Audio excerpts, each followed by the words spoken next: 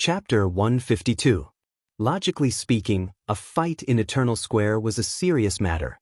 Moreover, Sector H's government's iconic building, the Twin Towers, was not far away from Eternal Square. Fighting in front of a government building was pure contempt for the sector's government, wasn't it? It was noon right now, and there weren't many people in the square. However, people would walk by from time to time, but they kept their distance from the duo. No one would do something as stupid as mediating a fight, and most people preferred to find a shady place to watch the show. It wouldn't be long before the security team would come to arrest them. However, these people were destined to be disappointed. 1 minute, 2 minutes. More than 5 minutes passed, and the fight was still as intense and spirited as ever. However, not even a shadow of the security team was seen, and not even the environmental protection robots that people called one-track-minded moved. In the past, anyone who made a few moves or cursed a few times in Eternal Square would be fined by the environmental protection robots, and those who refused to pay would be punished with electric shocks and forced to pay. But what was going on right now? 200 meters away, an environmental protection robot had just given a person who had cursed, refused to pay a ticket, and even pointed at Silin Helong and defended himself. The deep blue lightning caused the bystanders to shiver uncontrollably. Most people here had similar experiences, and they could empathize with the situation. Inside the security building at the edge of the square, a team of soldiers was watching the situation on the screen. "Captain, are we really not going to deal with this? Will there be negative consequences?" "No need." The captain pointed at Lung, who was wearing beach shorts, flip-flops, and 2 pumpkin-sized boxing gloves on the screen, and said to his subordinate, "As long as he doesn't bomb the Twin Towers of the coalition government, let him do as he pleases." Oh, the other team members understood. Plan Outsider.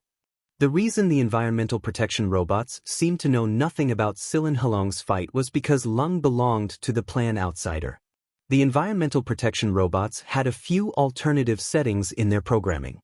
On planet Auroch, there was a small group of people who belonged to the Plan Outsider. As long as they didn't do anything that threatened the planet, their actions could be ignored. This was the Outer Circle plan. This small group of people did not belong to the normal management of planet Auroch, so they were called the Outer Circle plan. They were people who enjoyed special privileges outside of the normal management. Andrila Lung was clearly one of the people who were part of the Outsider plan. "I've been in the public security team for so long, but this is the first time I've seen people from the Outsider plan fight in Eternal Square. They're really arrogant," a member of the public security team said. Generally, the people who participated in the Outsider plan were all people with high positions and great influence. Who would be so bored as to fight in public? Moreover, he was dressed like this. What self-restraint, demeanor, and etiquette? Who would associate such a person with someone from the Outsider plan? Silin Helong fought with all his might, as if he wanted to fight back all the fights of the past 3 years. Hui Mao ignored them. It jumped onto the statue and began to climb. Well, later, it would sit on the head of the sea god and look down on all living beings. An hour later, on the steps beside the fountain in the square, Silin Helong and Silin sat. Each of them was holding a large glass of red wine ice cream. Silin had paid for it. Both of their faces were black and blue, and their hair was a mess. Lung's brown glasses had been smashed to pieces a long time ago, and right now he was lying inside the cleaning robot's stomach. 2 pumpkin-sized boxing gloves were lying next to him. They were incredibly tattered, and Lung's slippers were also wadded up. "How dare you fight back?" Lung said while licking his ice cream in a very ungraceful manner. "You're the one who said that you would represent Knight, CI Jincheng, BPT, Hard, Surd, Pride, Sir Mo, and everyone in 7 Lights. I counted with my fingers, and there are exactly 8 representatives, and I gave you 8 of them. Fuck. You're as scum as ever." "Thank you for the compliment." "Same here." Lung raised his foot and shook the wadded things hanging from it. He said, "Let me tell you, this pair of slippers is my treasure. I bought it from a great beauty with a hot body, and when I bought it, that beauty even left a fiery red lipstick mark on it. Even when Berzette threw it into the sea, I had to go to great lengths to retrieve it. Now that you've turned it into this state, Tell me, how should I compensate you? Sillin thinks for a moment before finishing the rest of the ice cream in the cup. Then, he tore the box made of biodegradable fibers into a slipper shape and tossed it to Lung. Here, it still carries the fragrance of red wine. Lung. Crack, crack, crack. Another round of fighting sounds. How are Knight and C.I. Jincheng? Sillin washed his face with the water beside the fountain and asked. You still have the nerve to ask? At the time, Knight almost tore down the hospital. Lung slowly told Sillin everything that had happened in the past 3 years. Back then, after Sillin faked his death and left Seven Lights, Lung and Knight had completed all their credits in half a year and applied to graduate straight away. Knight was dragged back by his old man. After joining the military, he would often participate in some missions. Lung had no idea how he was doing. The military's confidentiality was too high, but from the last conversation he had with Knight, Lung learned that the guy had been promoted to the rank of first lieutenant this year. However, Knight was not satisfied. Pride's brother Ji Feihong had already been promoted to the rank of captain. It wasn't easy to increase one's military rank in the League of Stars, and it was obvious that Knight had put in a lot of effort to get to the rank of first lieutenant this quickly. Knight's plan was to become a field officer within 2 years. This plan was extremely difficult in the eyes of a normal person, but Sillin believed that Knight would definitely be able to achieve this goal with his abilities. C.I. Jincheng's achievements were even more impressive. He was a specially recruited student to begin with, and he had his own research project the moment he entered Seven Lights. He often traveled between various research bases. A specially recruited student like him had a different standard and was not limited by credits. In comparison, he had more freedom. Although his background was deep, C.I. Jincheng had completed several research results with contribution points above 70 with his own abilities. C.I. Jincheng's image could be seen in academic journals with contribution points above 70.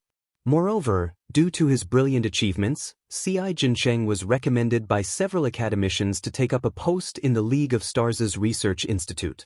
Lung did not know what he was researching right now, but he heard that if he could produce results successfully, then the results could be published in the journal Code.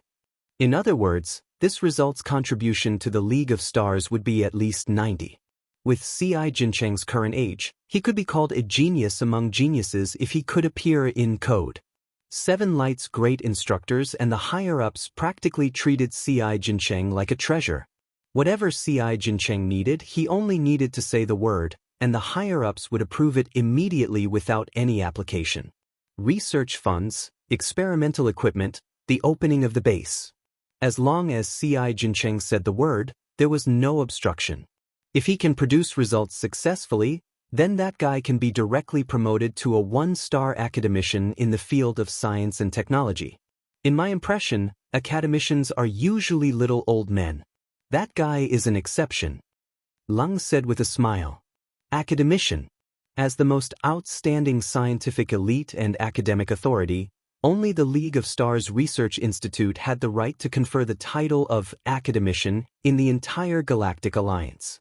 The League of Stars Research Institute was the highest academic institution in the field of science and technology and the engineering field of the League of Stars.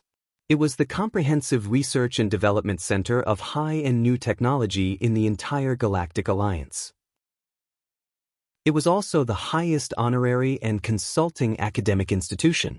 When it came to academics, they were the absolute authority, the absolute titans. Mo Heng was one of them.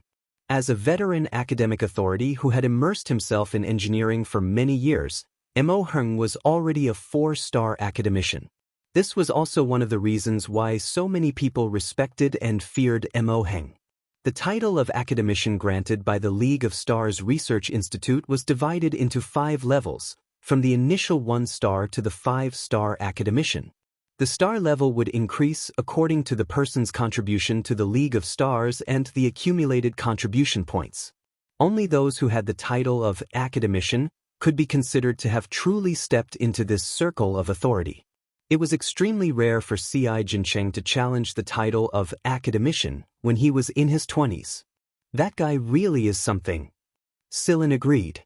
Tisk, Just because Knight and Ci Jincheng made comparisons in front of me, I was forcefully dragged back by my old man to manage my affairs. He even froze my personal accounts.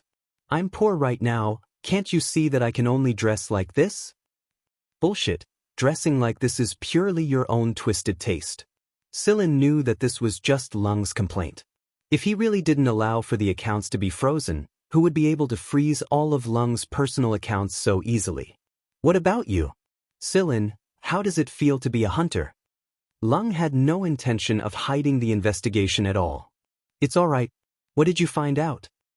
Too little time. All I know is that you're a hunter who accepted a job from the Feniers family. I didn't accept a job from the Feniers family. The one who accepted the job was that kid who was with me. I was just getting some spare cash along the way. You're quite nice to that little girl. I wonder what Ling Long would do if she saw this. Lung said while rubbing his chin. Silin raised his foot and kicked him. Get out of here. You're just spouting nonsense. Lung chuckled and dodged. Hey, speaking of which, your strength has improved again. You're A rank now, aren't you? Silin nodded. No wonder you were able to discover Pescado. Oh, I forgot to tell you, I was the one who sent the one who stirred up trouble on planet Zafia. The person you discovered is called Pescado. No one had ever discovered him when he made a move before. I didn't think that he would fail right in front of you this time. Hee. Lung didn't feel embarrassed at all and took the initiative to say it out loud. So that's how it is. Silin abruptly recalled what that familiar feeling was when he saw his tamer back then. Back when they participated in the sector championship, Lung had once caught Bowen of the 2nd Military Academy in the lake after knocking him unconscious. When Lung had brought Bowen to Silin, he had given Silin a feeling similar to a tamer. However, Lung had probably just come out of the lake at the time, and he hadn't completely withdrawn his aura yet. It was just a flash, and the impression it left on Silin was brief and hazy. So you're the legendary tamer. Surprised, right? This young master is the legendary tamer who received the sea god's inheritance. Lung said proudly. A pause later, Lung asked mysteriously, which hunter regiment are you in right now? Vanguard, 6th Division, Vice Commander. Holy shit. One of the big four, No, wait, 6th Division. Lung's mouth formed an O shape. You mean the one who destroyed the biggest terrorist organization in Sector V? Poison Fong? Silin nodded. Lung gave him a thumbs up. He had been optimistic about the 6th Division since the moment he heard the news. Perhaps, in the near future, the 6th Division would become the leading B squadron of Vanguard. He stretched his waist and moved his arms. When he looked up, he saw a certain cat standing on top of the sea god statue's head and looking down at the world with a narcissistic look. What's up with that cat? It's improving itself. There was a reason why Lung and Celine were talking so brazenly in this place. There was a technological product developed by the Andriera family in Lung's trouser pocket. People 2 meters away from them would not be able to hear anything. This was because the sound waves had been distorted beyond 2 meters, and they would only hear some rustling sounds. Come sit at my place? I'll show you my dearest sofa. Lung stood up and pulled Silin towards the outside of the square. Silin beckoned Huimao to come back. While Lung was pulling Silin towards the outside of the square, a long flying car with its back facing them slowly drove towards the twin buildings of the sector government. However, it suddenly came to a halt. Inside the flying car, a girl wearing fashionable sunglasses looked out of the window. What's wrong, miss? A bodyguard beside the girl asked. Nothing, I just saw an old friend. The corner of the girl's lips curled upwards. She did not need to look at the person's face. She only needed to look at the person's back. Even if the back was completely different from her impression, she knew that it was that person. Lung pulled Silin to the hovering parking lot at the side of the square and brought out his sea blue flashy car with phoenix-shaped headlights. After driving out of the square, Silin asked, "Why were you in such a hurry to leave just now?" "Oh, you noticed?" Lung shrugged. "You want to meet up with Ling Long?" Silin smiled wryly. "I'm not really prepared for that." After Silin faked his death and left Seven Lights, the Gallo family had been harassed a little. Aflon told him that it was Ling Long's doing. That's why you should stay away for a while. That being said, Silin, Linglong is really not a simple woman. However, she seems to be interested in you. Lung winked. Silin gave him a slap. Drive your car. Lung's flying car drove straight into the floor where Lung's office was located in the Andryer building. It was not far away from the office door, and a couple of bodyguard-like people were standing outside the door with serious expressions on their faces. Their eyes were sharp and intimidating. Crouching on Silin's shoulder, Huimao looked at the people, tilted his head, raised his hind legs and calmly scratched his ears. Then he sighed emotionally, dumber than the dolphin statue at Sea God's side. Lung felt the same way. Yeah, dumber than shit. The people's faces twisted, and they wanted to flip the table in their hearts. We know this is stupid, but what can we do? It's Bear Grylls who pays our salaries. Lung showed Silin his beloved shell sofa, and Silin despised it to the extreme. Huimao, on the other hand, had his eyes set on the floor-to-ceiling aquarium in Lung's office. He crouched on top of the aquarium and scooped the fish. Feeling that it was not enough, he jumped straight into the aquarium and molested it, causing all the fish inside to hide in a corner and tremble. Lung sighed repeatedly. This cat is a masterpiece. Now that he knew that Silin was in Vanguard Division 6, it would be much easier to find him later on. Before you return to the 6th team, if you want to contact me or need help, just look for the supervisor at any of Andryer's companies and pass this to him. Lung took out a card and passed it to Silin. The card had the word Lung written on it in more than 20 languages. Silin accepted the card. With this card alone, Silin could seek help at any place the Andryer family was involved in. For a hunter who often ran around and wandered between life and death, this was a great help. This is for you. Silin raised his hand and tossed a green ball to Lung. It was one of the 5 big green pearls he obtained at Sector Z. This is good stuff. Lung exclaimed as he held it in his hand. With his eyesight, he naturally knew the value of this green pearl. This? I'm so sorry. That may be what he said, but the expression on Lung's face was, don't even think about going back on your word. I'd rather die than return it. Silin couldn't help but give the idiot another kick. After Silin and Huimao had left Andryer's home tower, Brizet walked in and looked at his young master who was lying on the sofa and staring at the green pearl in his hand like it was a treasure. He frowned and asked, why? Brizet was asking why Lung would fight with Silin in a public place like Eternal Square. With Lung's intelligence, he shouldn't have lost face and caused a ruckus so brazenly. It's nothing. I just wanted to tell some people that I know this person, and we have a pretty good relationship. I'm just telling those who are planning to play dirty tricks to restrain themselves a little. You're not afraid that he'll tell the Fenier's family about this? No, he won't. Seeing that Brizet was still frowning, Lung smiled. Brizet, did you know that our hostel was known as the best hostel in Seven Lights University? Andryer Lung, Fiegler Knight, Ci Jincheng and Silin. How could someone who was favored by the first 3 be weak? Is it worth it? Brizet asked. It's worth it. Lung turned to look at Brizet. What, you don't believe me? Brizet smiled and shook his head. I do. You Andryer people are all a bunch of weirdos. However, it's been 3 years since you last saw each other. Don't you need to have a good chat? If you're willing, young master, you can also invite him to be a guest here more often. Our negotiation with the Fenier's family will continue for another 2 days. No need. He has his own business to attend to, and I don't want that woman Linglong to come knocking on my door. Besides, I believe that we will be working together very soon after this. Brizette's eyes flashed. Young master, are you talking about the matter at Sector S? Yeah, it's been 50 years. It's about time we started.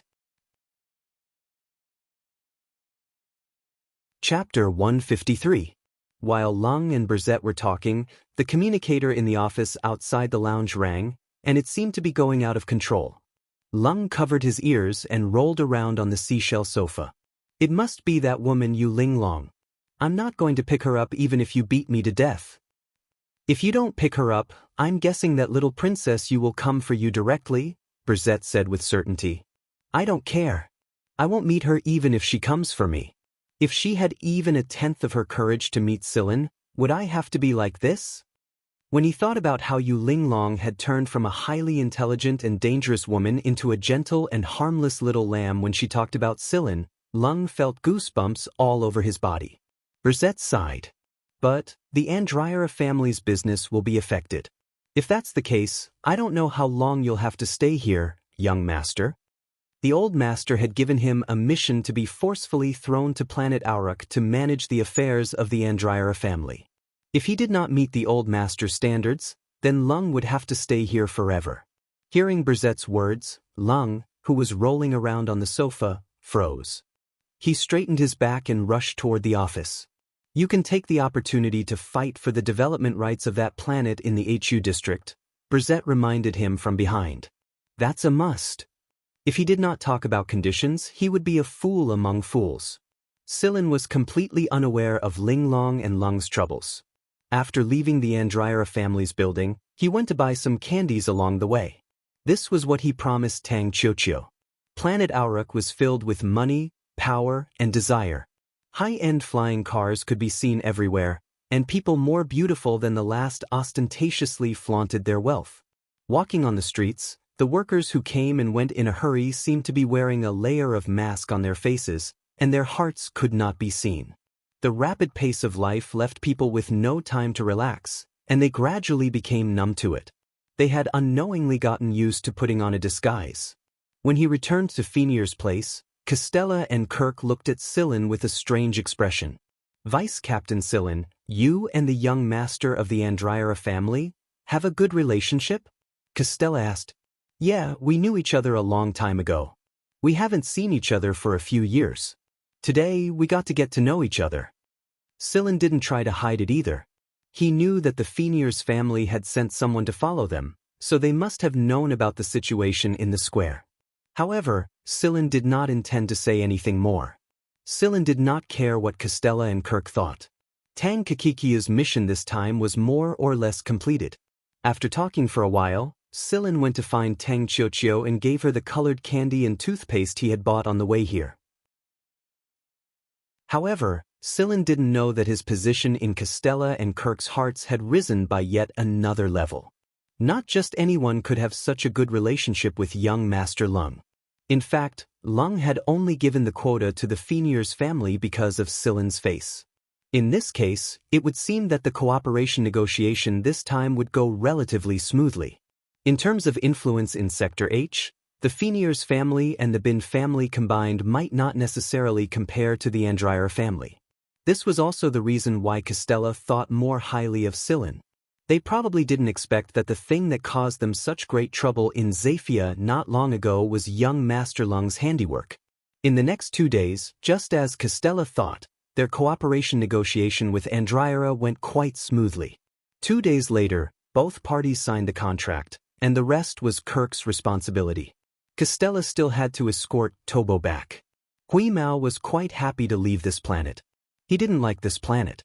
Of course, that aquarium in Lung's office was the exception. They boarded the starship once more, left the most gorgeous planet in Sector H, and flew straight to Sector F. The flight was very smooth. They didn't run into any obstructions or other troubles, and when they approached Sector F, they ran into the Fenir's family's corvettes that had been ordered to wait for them. With these corvettes, it could be said that Tang Qiuqiu's mission had come to an end. Sillin and Tang Qiuqiu did not follow Costella and the others to the Fenir's family's headquarters. When they passed by the transfer planet at Sector F, Sillin and Tang Qiuqiu boarded the space plane Costella had arranged for them and landed on the transfer planet. Tang Qiuqiu received the 2 million reward for this mission, and she was so excited that she couldn't sleep well for a few days. She kept thinking about where to go next. Inside a restaurant on the FC-100 Transit Star, Tang Qiuqiu flipped through the documents in her hands. These documents were about some of Sector F's tourist attractions. Even Tang Qiuqiu felt dizzy just looking at them. If it was possible, she really wished that she could visit every single one of them. Unable to make a choice, Tang Qiuqiu pushed the documents to Sillin. You choose, Big Brother Sillin. I don't know where to go. Sillin received Tang Qiuqiu's information and gave it a look. He was mainly looking at the characteristic planets of Division FC because they were closer to this place, and there would be fewer incidents involving the Fenier's family if they were in Division FC. How about this one? Sillin pointed at one of the introductions and said, it was one of the more famous planets of Sector FC, Acerella. Acerella meant flying car in Sector F's sector language, and just like its name, Acerella was famous for its flying car race. Every year, a lot of people would travel to Acerella to watch the flying car race, and there were many places in Sector F that broadcast the race. But if the conditions were right, more people would be willing to watch the race in person. However, Acerella's championship race had not arrived yet. If they went now, they would only be able to watch the elimination race. This was a pity to Sillin. Not bad. But, Big Brother Sillin, what does 3 in the Triceratops flying car race mean? Tang Qiuqiu asked interestedly. Beside her, Hui Mao, who was struggling with grilled fish on his plate, also pricked up his ears. A flying car that can travel normally in all 3 conditions, water, land, and air, is called a Triceratops flying car race, and a race that only uses Triceratops flying car race is called the Triceratops flying car race. The race venue should also be suitable for all 3 environmental conditions. Sillin explained. The Triceratops flying car race was a favorite sport of many people in the galaxy. More commercial activities were launched because of the Triceratops flying car race. Among them was car gambling. Back at Planet Brown Earth in Sector X, old Devon often gambled cars, and Sillin had helped him win some prize money from car gambling to improve his life. It sounds interesting. Let's go to Acerella then. Right now, Acerella's championship race is far from here. If we go, we will only be able to watch the elimination race. That's fine too. I want to see what the Triceratops flying car race is like. Tang Qiuqiu's eyes were bright with yearning. The Triceratops flying car race sounded very exciting. There was even a spectator group specifically going to Acerella's race under Acerella's introduction. However, neither Sillin nor Tang Qiuqiu were willing to join the group. They preferred to move around freely. After the meal, 2 people and 1 cat casually strolled around the transit planet before boarding the passenger plane to Acerella. Hui Mao seemed to have gotten used to it. He immediately switched to sleep mode after entering the pet cabin. When they came out of Acerella's port, the first reaction people had was, there were so many cars. There were all kinds of flying cars of all shapes and sizes. There was also a big electronic sign at the port's exit that displayed the recent Triceratops flying car race and replays of classic clips. It attracted a lot of people to stop and stare. After they had prepared their food and some equipment, Sillin, Tang Qiuqiu, and Hui Mao boarded a passenger car headed to a city that was closer to them. Planet Acerella did not have a large population. Compared to other planets of the same size, the population was pitifully small. Many of the people who came to compete were from other planets, and the people who ruled the planet were also transferred over from other planets. Therefore, Acerella's native population was basically on the low side. The main reason for Acerella's low population was its geography. Of course, it was also famous for its geography. The planet's unique geography made the Triceratops flying car race famous. More and more flying car enthusiasts came here to participate in the race. Due to the large number of foreigners every year, people from Sector F and the few sectors around Sector F would come here out of admiration. Therefore, people spoke the common language of the League of Stars on Acerella. However, many of them spoke with their own sector's accent. As for the Acerella natives, they also spoke the common language of the League of Stars. Although it wasn't standard, it was still understandable. The windows of the passenger car were closed because the wind was strong. People said that people who came to Acerella for the first time should not miss the wind of Wind City other than watching the Triceratops flying car race. Wind City wasn't a city, but a large area made up of more than 10 cities. It covered millions of square kilometers and was called the Wind City region, or Wind City for short. The cities in the Wind City region often used Wind City as the prefix of their city name. Therefore, it was common to hear people say Wind City XX, and so on. They were referring to a certain city in the Wind City region. Wind was a special characteristic of this place. It didn't have a fixed direction. It might blow from the front one moment and from the back the next. Acerella's flying cars would go through special modifications so that they could find a sense of balance amidst the irregular airflow. The uninhabited areas of Wind City had a special landform similar to dry areas. Wind erosion played a role, and due to the constant erosion of the strong winds, the eroded valleys and depressions gradually separated into island-shaped platforms and hills. Then they evolved into stone pillars or stone blocks. From afar, it looked like they had arrived at a decadent ancient city. The crisscrossing eroded valleys, stone pillars and stone blocks looked like a group of buildings built along the streets. Every time a gale came, yellow sand would cover the sky, and the wind would surge and swirl inside these groups of buildings, howling shrilly like the wails of ghosts and the howls of wolves.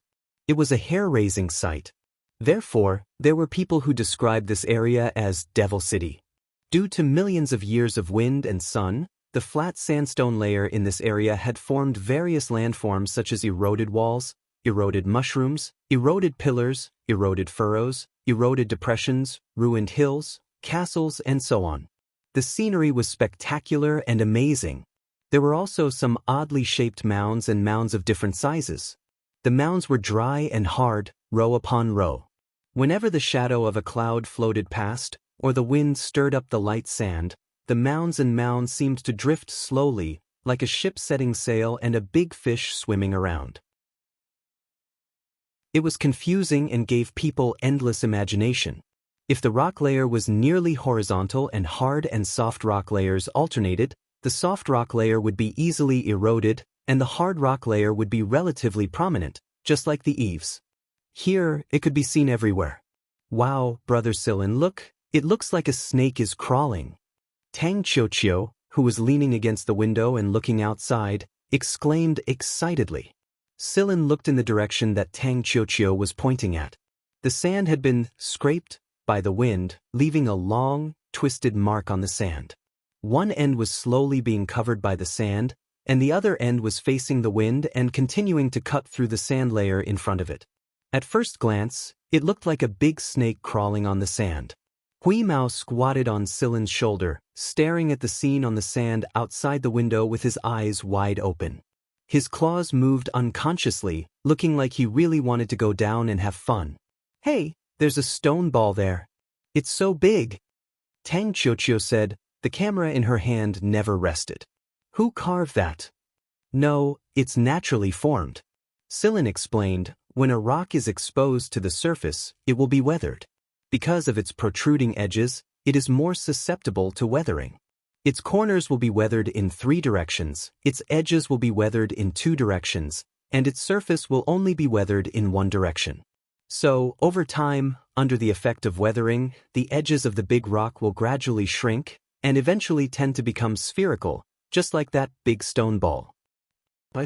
Tang Qiuqiu noted down Silin's explanation in her mind.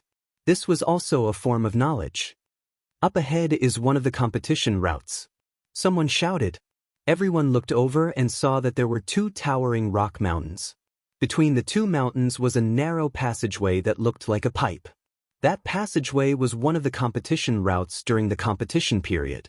When air flowed in, the narrow passageway would accelerate the airflow, so it often formed a strong wind. In addition, the wind in Windy City was irregular, and the narrow passageway was crooked, so if one was not careful, they would crash into the rock mountains. It could be said to be extremely thrilling. Although this narrow passageway was very thrilling, it was only a small part of the Tri-Amphibian Flying Car Competition's route. According to the information, the Tri-Amphibian Flying Car Competition's route was almost all around the world, and this route involved dangerous areas on the planet. One of the most commonly used routes was the Windy City Chilean Lake Stone Forest route. Although the wind in Windy City was strong, if one was forced to fall, they could temporarily drive on the sand. However, they had to avoid the instantaneous gales, because those instantaneous gales would blow the car away.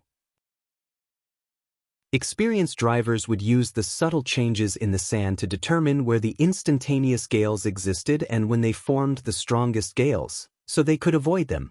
The second major route was Chilean Lake. Chilean Lake was an underwater route formed by 7 large lakes that were connected by a passageway underwater. The lake was very deep, and there was basically no light passing through the passageway. It was very dark, and there were some aquatic animals and plants that could cause interference. If there was a problem with the power system, the car would sink to the bottom of the lake and sink into the mud. Coupled with the entanglement of aquatic plants, one could only use up the oxygen reserves before the rescue team arrived. If the oxygen reserves were insufficient or the oxygen supply system was abnormal, one would not be far from death. There were some other obstacles in the lake, but the public information in Silin's hands did not mention them, so it was obvious that it would be even more difficult. This was just the environmental factor. If the drivers tripped up each other, then there was no need to mention it. The third major route was the stone forest. The stone forest was a place where peaks stood tall and straight. The peaks were conical, tower-shaped, cylindrical, and other sharp peaks, with stone buds and karst ditches growing on the surface. The stone forest was very hard. In the stone forest area, once a car fell, it would basically not be able to fly again. Or the car would be destroyed, and the better ones would be stuck in the stone forest. Even if they could fly, the car would be damaged, which would have a huge impact on the later part of the race. Such a route was a test of the driver. Not only the driver's skills, but also their psychological and adaptability. Of course, experience was also essential. It was precisely because of the dangerous terrain, the high fatality rate, and the high rate of car damage that the racing enthusiasts were even more excited. However, Silin also wondered what the chances of a person who could drive a flying car so well in such a race would be like in a battle. There was no time to continue thinking about it. He had arrived at his destination. Silin was ready to get off at the Wind City Winto stop. Although the native population of Acerella was small, there were many foreigners, and all the hotels were full all year round. In Acerella, if you saw a towering and gorgeous building in the city, it was definitely a hotel. The cost of those hotels was frighteningly expensive, but they were always full, and you might not be able to book one even if you booked 3 months in advance.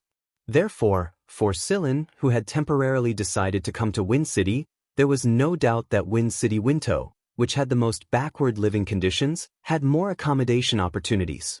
They were not afraid of a little hardship, but the important thing was to have a place to live. It must be said that in a place like Wind City, sleeping in the wild was purely asking for trouble. Not to mention the low temperature at night, there were also strong winds and dust. If you were to stay in a tent, you might be swept away along with the tent. In Acerella's Wind City, many local residents lived in stone houses made of sand or rock. Compared to the towering and gorgeous buildings in the central area, these residential houses looked ancient and vicissitudes, and Wind City Winto undoubtedly played out this vicissitude even more strongly. The high-class hotels and the surrounding areas in the central area of Wind City Winto were all full. Because of the limited number of hotel rooms, some private houses would also vacate their rooms for rent. In fact, many local residents relied on rent to survive. If one day the tri-amphibian flying car competition was not held, and there were no more foreigners to stay, it was estimated that they would not be able to make a living. However, along the way, there were no more private houses. Hui Mao was lying on Silin's shoulder, looking powerless. What the fuck? This shabby place was so expensive, and the most infuriating thing was that it was so expensive, and yet it was full. Was this a scam? The sky gradually darkened, and just as Silin and Tang Kakikiu were looking for accommodation along the street, a rattling sound was heard from behind them, slowly approaching and stopping next to them. It was a flying car. The car was very old and belonged to the kind of old, broken car that made no sound except for the horn. Hui Mao raised its eyes to glance at the broken thing, and lowered its eyelids again. There was really nothing to look at, and looking at it one more time would only make it have the urge to let this broken car die of old age. Are you looking for accommodation? The hood of the old, broken car opened, revealing a young face covered in dust. Chapter 154. Silin looked at him. The young man in front of him was only 17 or 18 years old, but he exuded a maturity beyond his age. He had the same vicissitudes of the city, but the good thing was that he did not seem malicious. Yes, we're looking for a place to stay. Do you have a recommendation? The young man looked at them, raised his gloved hand, and put up a finger. 100 a day, galactic dollars. If you agree, I'll take you to see a house. Sillin nodded. Compared to the houses in the center of the city, this price was more reasonable. The young man pointed to the seats behind them, which were made of faded old cloth. There was only one driver's seat in the front seat, and said, "Come on up." The two old flying cars looked shabby, and when they flew, it was terrifying. They shook back and forth, as if they wanted to shake out the little things left in their stomachs, and it gave the feeling that they would be blown away by the wind at any time. When they arrived at their destination, Tang Kikikyu was carried out by Sillin. She was in a trance from the shaking and could not find her balance for a short period of time. Sillin was not so serious, but Hui Mao on his shoulder looked at the shabby car with even more disdain. This confirmed his view. It was just a pile of junk. The place the young man was talking about was his home. It was located at the edge of Wind City, and it was a small 2-story house made of rock. Looking at the stone, it was probably not too old, probably built in the last 5 years. There was a small courtyard, and in the corner of the courtyard were some old parts of the flying car, covered with a cover to prevent them from being blown away by the wind.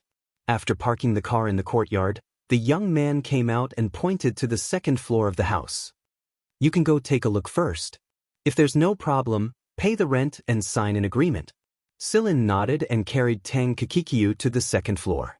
There was a single staircase in the courtyard that led to the second floor, and Hui Mao had already jumped onto the stairs and rushed into the house. The house was not big, but the layout was clear. There was a bedroom, a living room, and a simple bathroom. The bed in the bedroom could be divided into 2 small beds. Sillin first let Tang Qiuqiu lie down on the bed to rest. Hui Mao had already finished patrolling the site, and had also taken a shower in the simple bathroom.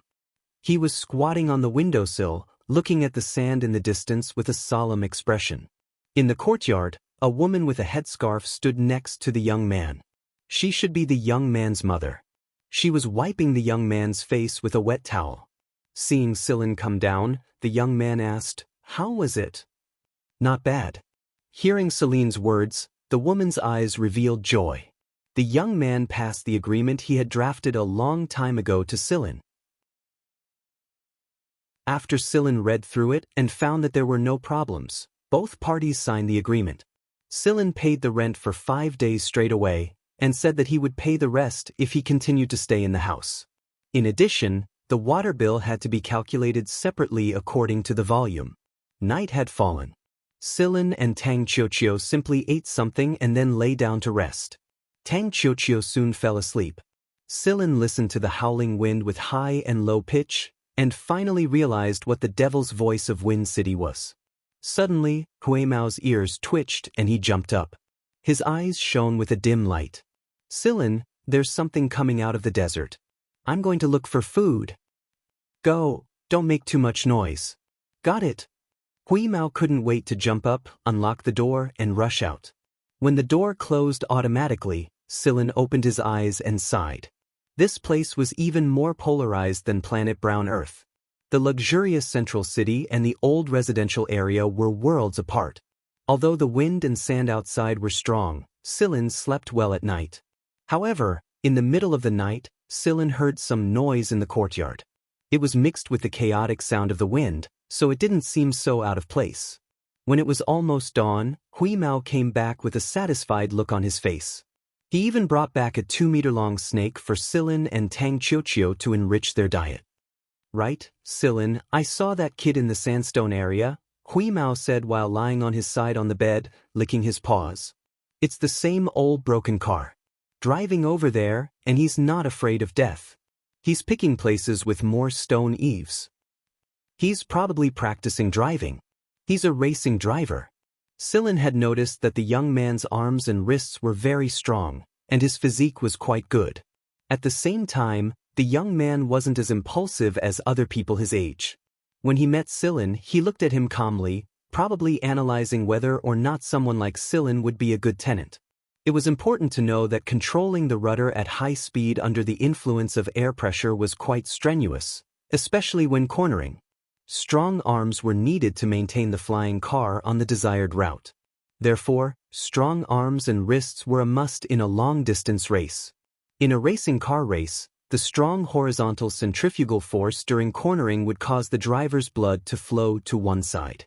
However, at this time, the driver still needed to think calmly to face the next corner and the possible dangers that might arise. Moreover, the difference between the heartbeat at the start and during the race was relatively large, so the driver's cardiopulmonary function had to be abnormally strong. Not only that, but the body's endurance was also very important for a racing driver.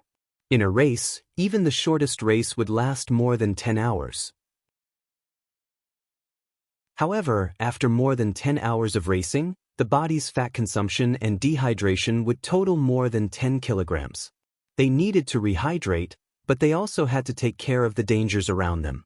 Excessive dehydration could cause shock, and if they were distracted, it could be devastating for the driver. Apart from that, although there was a thermostat in the cockpit, damage was inevitable during a race. If the thermostat malfunctioned, the temperature in the cockpit would rise to more than 20 degrees higher than normal body temperature. Therefore, a driver without good endurance would be in trouble. Therefore, a driver's strong physique was one of their insurance. Hui Mao didn't take a good look at the young man. He only paid attention to the broken car. "That broken car is a racing driver?" he said disdainfully. Silin patted Hui Mao's head. "Hurry up and go to sleep. It'll be dawn soon." 2 days before they arrived at Wind City, Silin and Tang Qiuqiu didn't go too far. They just wandered around Wind City Winto. Wind City's race was in 3 days, and the races in other regions were too far away. Tang Qiuqiu didn't want to go too far. Besides, no matter which region the race was, it was the same. They would watch Wind City's race first. After staying here for 2 days, Silin got to know the landlord a little better. The young man's name was Yudos Wentz. Wentz was his surname. Generally speaking, in the League of Stars, some big families with multiple names like to put their surnames first to show respect for the family. Therefore, people like Yudos didn't need to see him in person. They only needed to see his name to classify him as a commoner. Yudos meant chase in the sector language of Sector F. It seemed that Yudos liked his name a lot. It was said that Mrs. Wentz wanted to change his name for him, but he refused. Mr. Wentz passed away when Yudos was very young. Mr. Wentz was often sick from birth due to physical reasons, so when he was 16 years old, his parents married Mrs. Wentz, who was 10 years older than him. She was the woman Silin saw in the courtyard. However, after Mr. Wentz passed away, his brother drove Mrs. Wentz and the 2-year-old Yudos out of the house. The orphan and the widow lived at the edge of the city. I forgot to mention that the Wentz family owned a relatively large flying car model shop at the center of Wind City Wentz. It was later purchased by outsiders, and the shop's name was changed.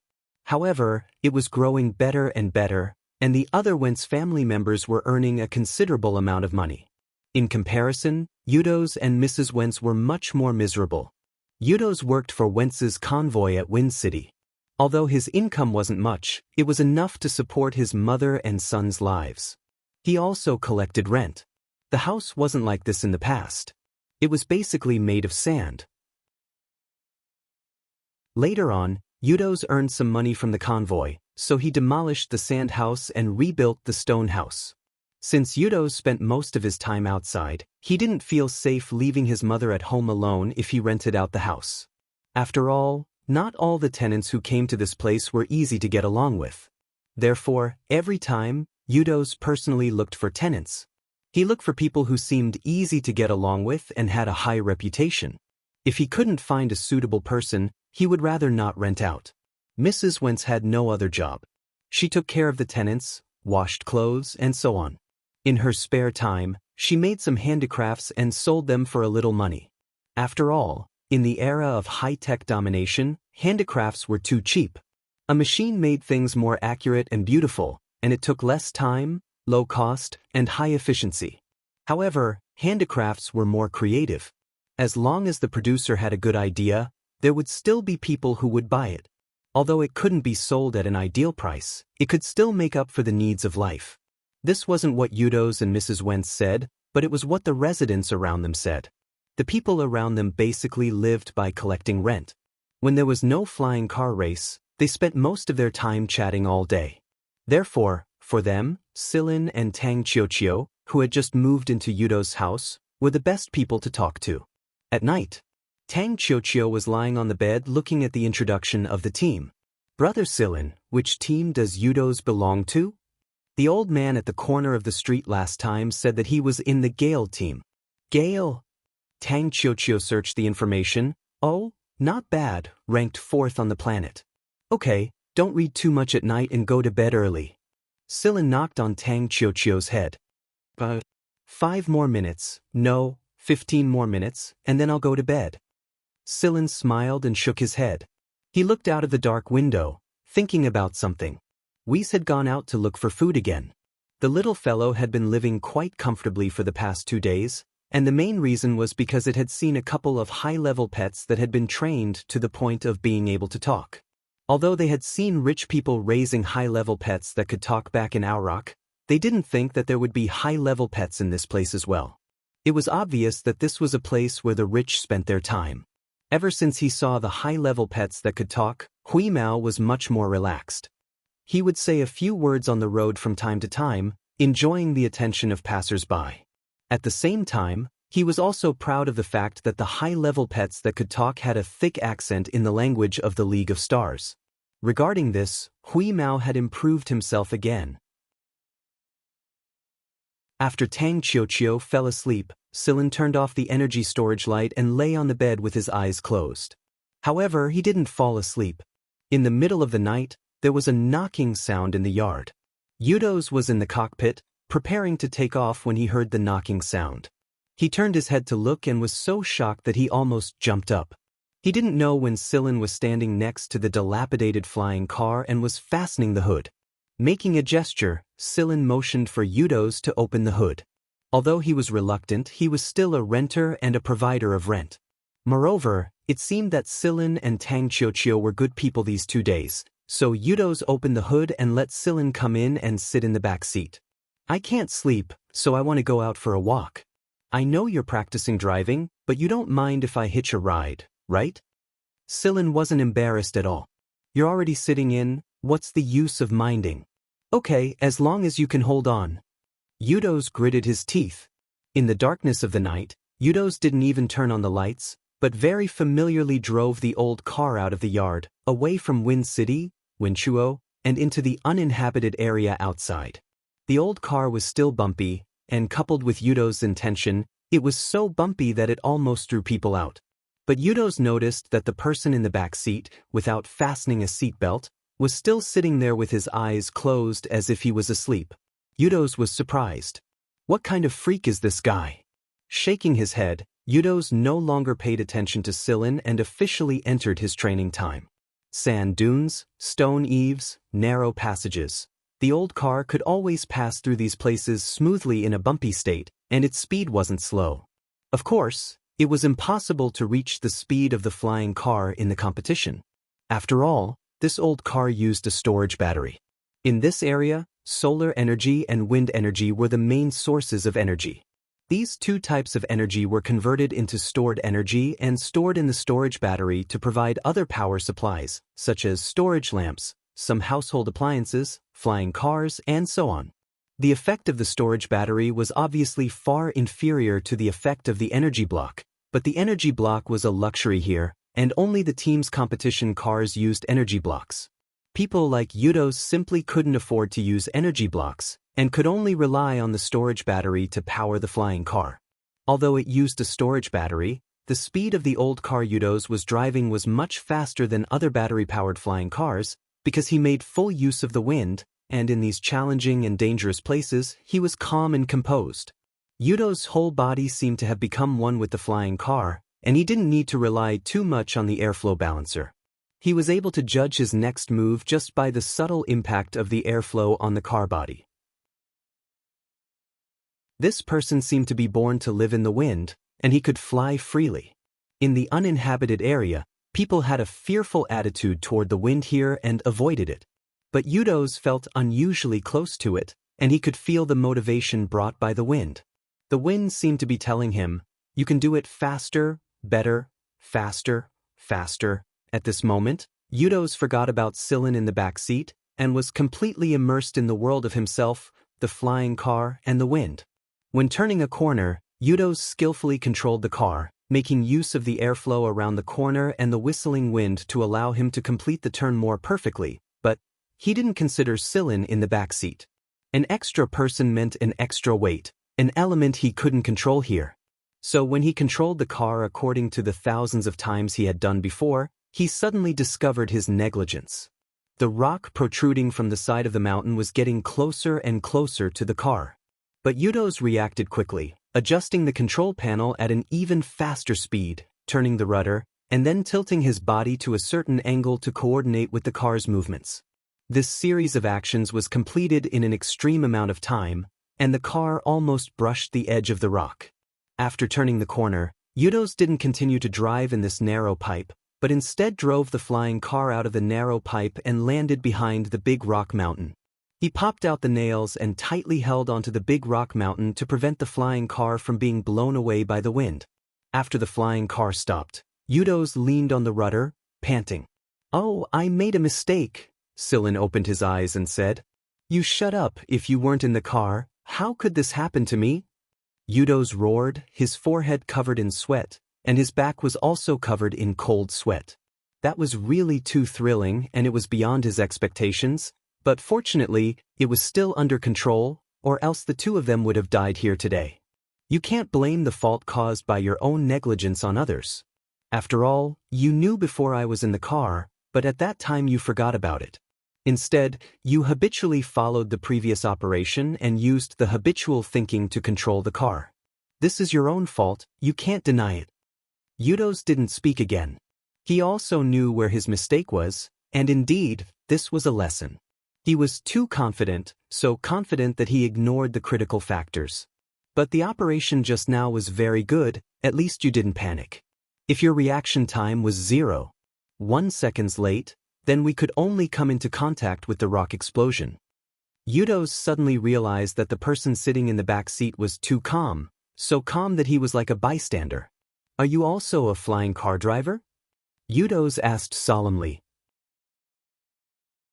It should be known that in Wind City, there were many taboos between the drivers, and the contestants didn't like their driving habits to be noticed by others. If that was the case, it would be very disadvantageous to them. "No, I spend more time driving a fighter jet than a flying car," Sillin said. In the 6th team, fighter jet piloting was a compulsory course for the combatants. If you don't even know how to drive a fighter jet, how can you still fight? When he heard about fighter jets, Yudos' eyes lit up, but then they darkened. "Do you want to drive a fighter jet?" Sillin asked. "I'd be lying if I said I don't, but that idea is too vague." Yudos buried his head in his arms and said gloomily, "Do you know what my job is?" "I only know that you work in the team." "Oh, work?" Yudos laughed at himself. "Do you know, in the team, there is a kind of person called a substitute."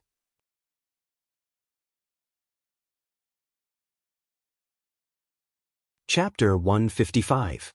The so-called stand-ins are the ones who help the racing stars run the races. It's a well-known secret among the racing teams. The stand-in's name will never be on the trophy, let alone the prize money. The stand-in's winnings will be completely handed over to the team, and the team leader will reward them according to his mood. It's like charity. Those who win will at least get charity, but those unlucky ones who lose their lives will get nothing. They can only be turned into ashes by the jeers of the spectators, Yudos said gloomily as he leaned against the steering wheel. People like them, who clearly had exquisite driving skills, could only live in the dark. When they went out, they wore helmets, so people couldn't see their true faces. They were like the shadows of those glamorous stars. People could always see and cheer for Che Xing, who could always stand on the podium holding the trophy, waving to the audience and fans, laughing and blowing kisses. They would never know that the ones who finished the race just a moment ago were the local residents, who were regarded as inferior and poor and could only live in stone houses. Many local racers had died in the race for fame and glory that didn't belong to them. Compared to the official racers of the racing teams, these stand-ins didn't have their own cars, didn't have their own races, and could only contribute to other people's lives. They were all human beings, but their lives were so lowly.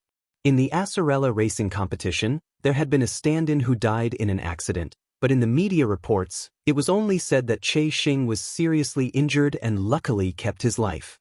Not long after, Che Xing made a high-profile appearance again, but his stand-in was replaced.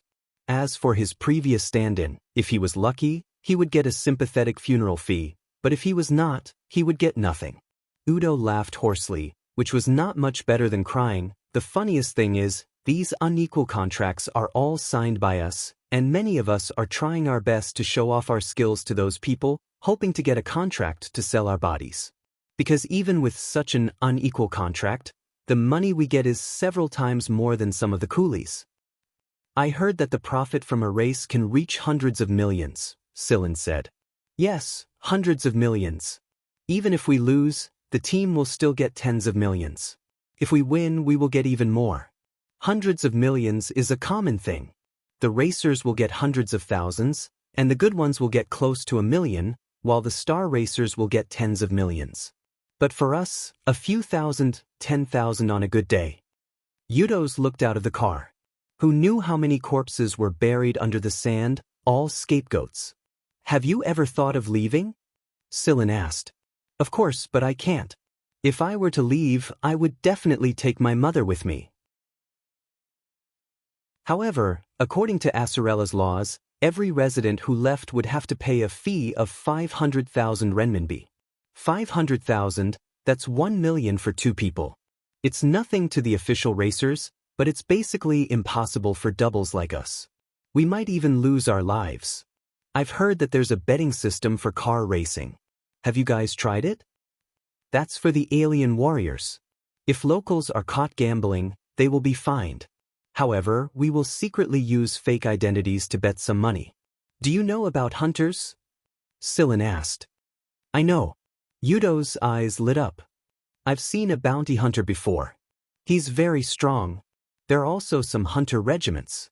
2 years ago, a hunter regiment came to Acerella to watch the championship of the amphibious flying car race. Even the team manager, who is usually arrogant, had to be careful in front of them. The investor of the Cyclone team is acquainted with that hunter regiment, and they are a very famous hunter regiment. I heard that they are ranked in the top 5 of Sector F. You must have heard of them before. Oh? What's it called? Sillin asked with great interest. It's called Golden Rose. Sillin rummaged through the information in his mind.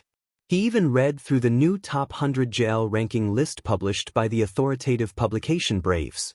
Then, he said with certainty, I've never heard of it before. No way. You're too ignorant and ill-informed. Udo shouted with a look of disdain. That's one of the top 5 hunter regiments of Sector F. I heard that every single one of them is a seasoned veteran who has been to countless planets, seen countless strange things, and killed a lot of giant alien beasts. They even provided us with a huge statue that shines with dazzling multicolored light at night. Multicolored light, aren't they afraid of excessive radioactive elements? Sillin laughed involuntarily. The moment Udos mentioned the hunter regiment, his dispiritedness from before was nowhere to be found. He even described them with body language, baring his fangs and brandishing his claws in excitement. By the time Udos was done talking to himself and stopped, he discovered that Sillin had fallen asleep on the back seat with his eyes closed. Udos looked at the person on the back seat and felt like he was playing the lute to a cow. He curled his lips and said, "What a weirdo." Then he started the flying car and bounced back to the yard. When Sillin got out of the car, the sky was already beginning to brighten. Patting Udo's shoulder, Sillin said, "Work hard. We'll be watching the race the day after tomorrow and cheer for you." The corner of Udo's mouth twitched, but he did not say anything. He closed the car cover and locked it before walking into the house. For shadows like them who lived in the dark, the cheers of the audience would never include their names. Back inside the house, Tang Qiuqiu stared at Sillin with wide eyes and complained, "Big brother Sillin, I can't believe you went out to play alone. It can't be helped. Don't tell me you want to sit in that kid's crappy car? Tang Qiuqiu shook her head strongly. That guy's driving skills are too bad. Too bad? No way. On the contrary, that guy's driving skills are pretty good. Have you ever seen anyone drive a crappy car like that back and forth safely? That's true. Let's go watch that guy's race the day after tomorrow. Okay. Tang Qiuqiu yawned, rolled up the quilt, and went back to sleep. Early the next morning, Silin was gargling when he heard a sweet voice downstairs. Mrs. Wentz? Miss Wentz. Silin spat out the mouthwash in his mouth and shook off the goosebumps on his body. What's wrong with that stupid cat again? When Silin went downstairs, he saw that Mrs. Wentz was busy with her handiwork, and the stupid cat was squatting next to her, watching without blinking. Mrs. Wentz was indeed a person with many years of experience. A piece of cloth, a pile of fine sand, a needle, and a thread could quickly make a good thing. Now, a cat doll filled with fine sand was quickly formed in Mrs. Wentz's hands. It looked like Hui Mao, and even the cloth was gray. This kind of gray cloth was very common here. It was a low-quality cloth, and every family had a lot of it. In the past, Mrs. Wentz's handiwork was made of colorful or brightly colored cloth, because that kind of color could attract buyers. There were very few puppets made of gray cloth, and even if they were made, no one would buy them. But today, when Hui Mao came back from foraging, he happened to see Mrs. Wentz's handiwork. Suddenly, the cat had an idea. He pretended to be cute in front of Mrs. Wentz and asked her to help him make a cat doll. No wonder it was so sweet just now. But the doll looked really good. Although the cloth was coarse, it was very strong. Windy City also had a special kind of fine sand, which felt soft. The doll filled with fine sand was very three-dimensional, and it was made in a 1:1 ratio. Mrs. Wentz also very patiently hand-embroidered the eyes, mouth, and so on. It should be known that this kind of handmade doll was usually directly attached to an object to act as the eyes, or directly drawn. Compared to the machine sewing, it was much rougher. But this cat doll was obviously embroidered by Mrs. Wentz. Knowing that it was not easy for Mrs. Wentz, Silin paid 100 star coins. Mrs. Wentz's other dolls only cost 10 star coins. Mrs. Wentz refused to accept the money, so Silin directly put the money in the basket. Please accept it. This cat is very troublesome. Thank you for your patience. Mrs. Wentz smiled and waved her hand. No, it's very smart. It's the first time I've seen such a smart and talking cat. Mrs. Wentz took out a small cloth ball the size of a fist. It was filled with fine sand, and the outside was sewn with several layers of cloth. It would not hurt if hit. Mrs. Wentz gave the cloth ball to Hui Mao to play with. Hui Mao directly swept the ball with his tail, picked it up, and played with it directly with his tail. Mrs. Wentz applauded. In the past few days, the relationship between the upstairs and downstairs had obviously improved a lot. At first, Hui Mao often came downstairs to eat, but later, Mrs. Wentz directly let Silin and Tang Qiuqiu eat downstairs, so that they would not have to cook separately. Silin also did not eat for free.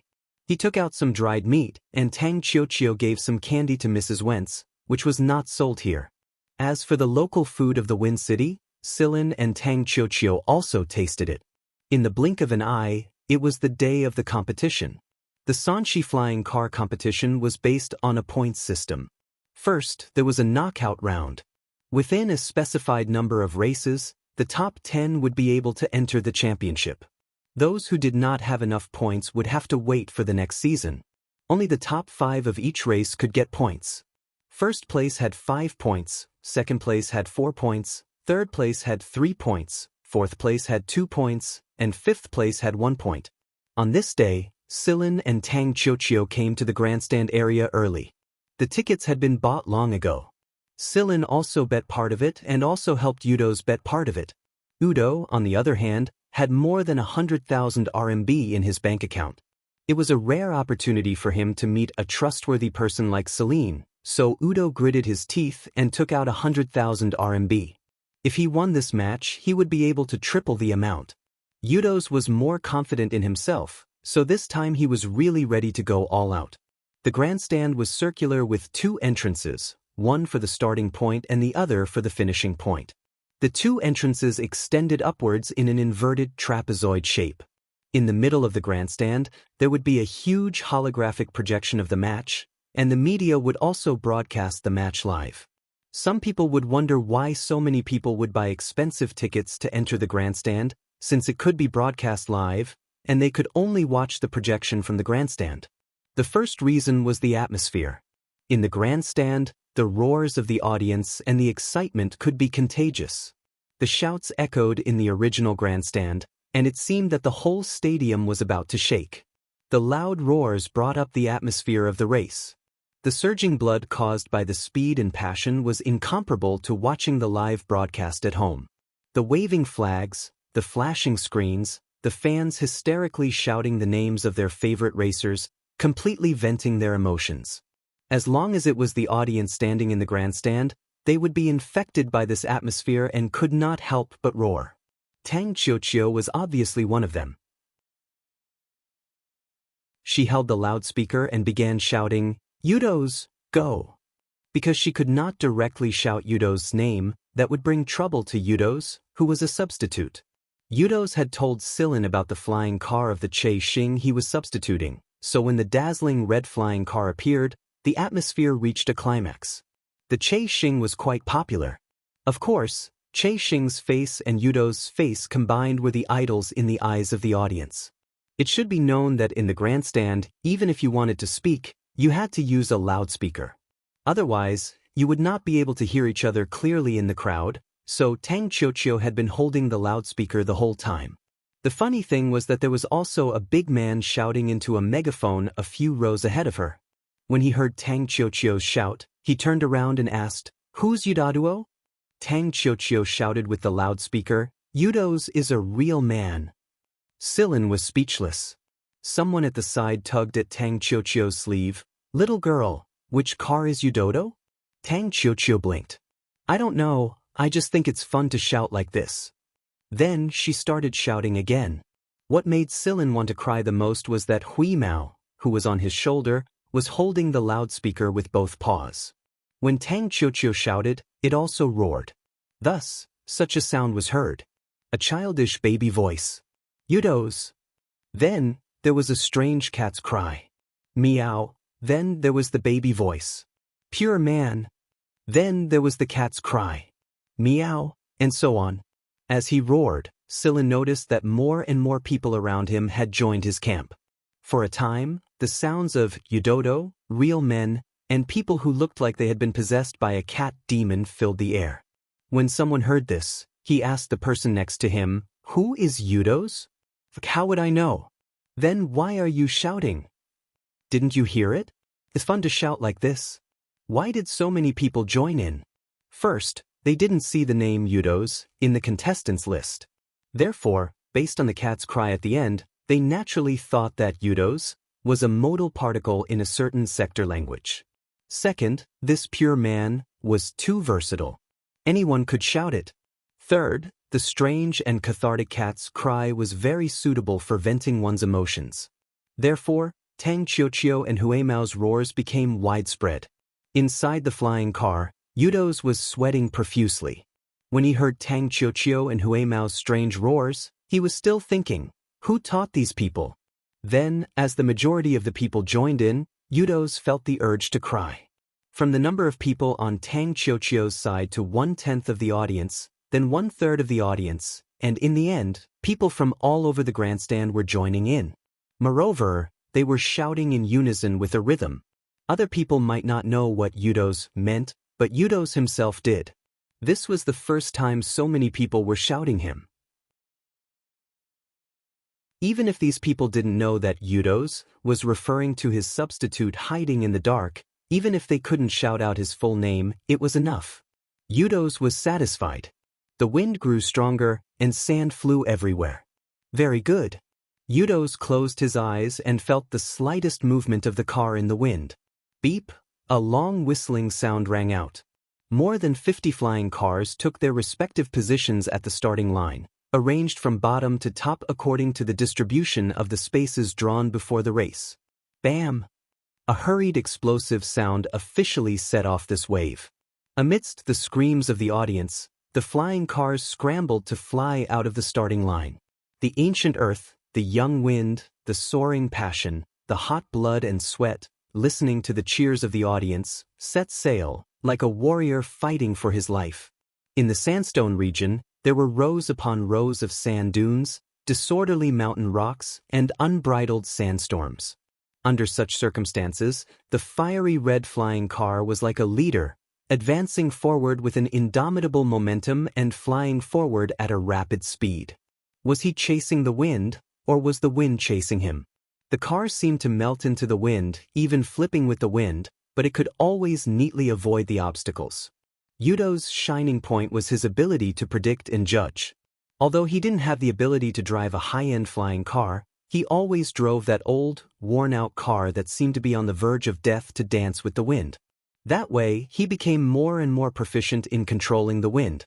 The worn-out car couldn't automatically balance the airflow like an official racing car, so the driver had to drive, control, and judge.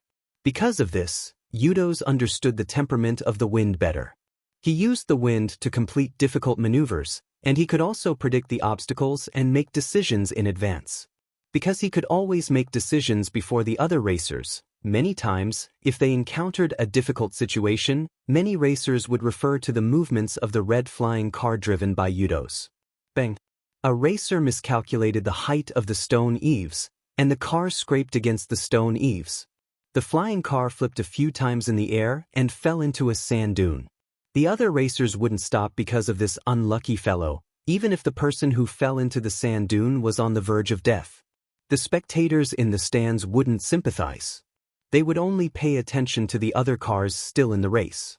The media wouldn't give the eliminated cars a shot, because they were losers. The projection in the center of the grandstand was divided into 3 parts. The best view was reserved for the cars running at the front, and the worst view was for the cars at the back. In the best view, the fiery red flying car outshone the others, leaving the cars behind it farther and farther behind. The driver of the car in second place had originally wanted to refer to Yudo's reaction, but he couldn't reach Yudo's skill. He couldn't use the wind to flip and pull out a super maneuver like Yudo's could. The red silhouette of the car was like a stroke of genius. In that narrow passageway, it almost followed the perfect center line, passing through the abnormally difficult corners at high speed. The grandstand was completely abuzz.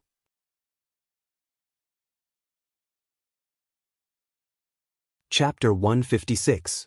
It was obvious who was better and who was worse. Some people in the stands were shouting the name of Che Xing, who was replaced by Yudos, and waving the floating image of Che Xing. Some so-called experts were commenting on the scene just now, and they were full of praise for Che Xing. The racers in the race were unaware of all this. They only knew that they had to focus all their attention on the race, because the slightest bit of carelessness would result in their deaths. The sandstone circuit was almost over, and the next circuit was Lake Chilian. As usual, the red flying car was the first to plunge into the lake.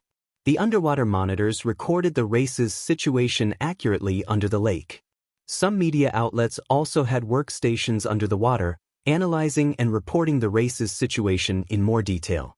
Although there was no wind or sand in the lake, factors such as resistance, buoyancy, and water pressure would affect the flying car's speed, and they also had to ensure that the car's oxygen supply system wasn't damaged.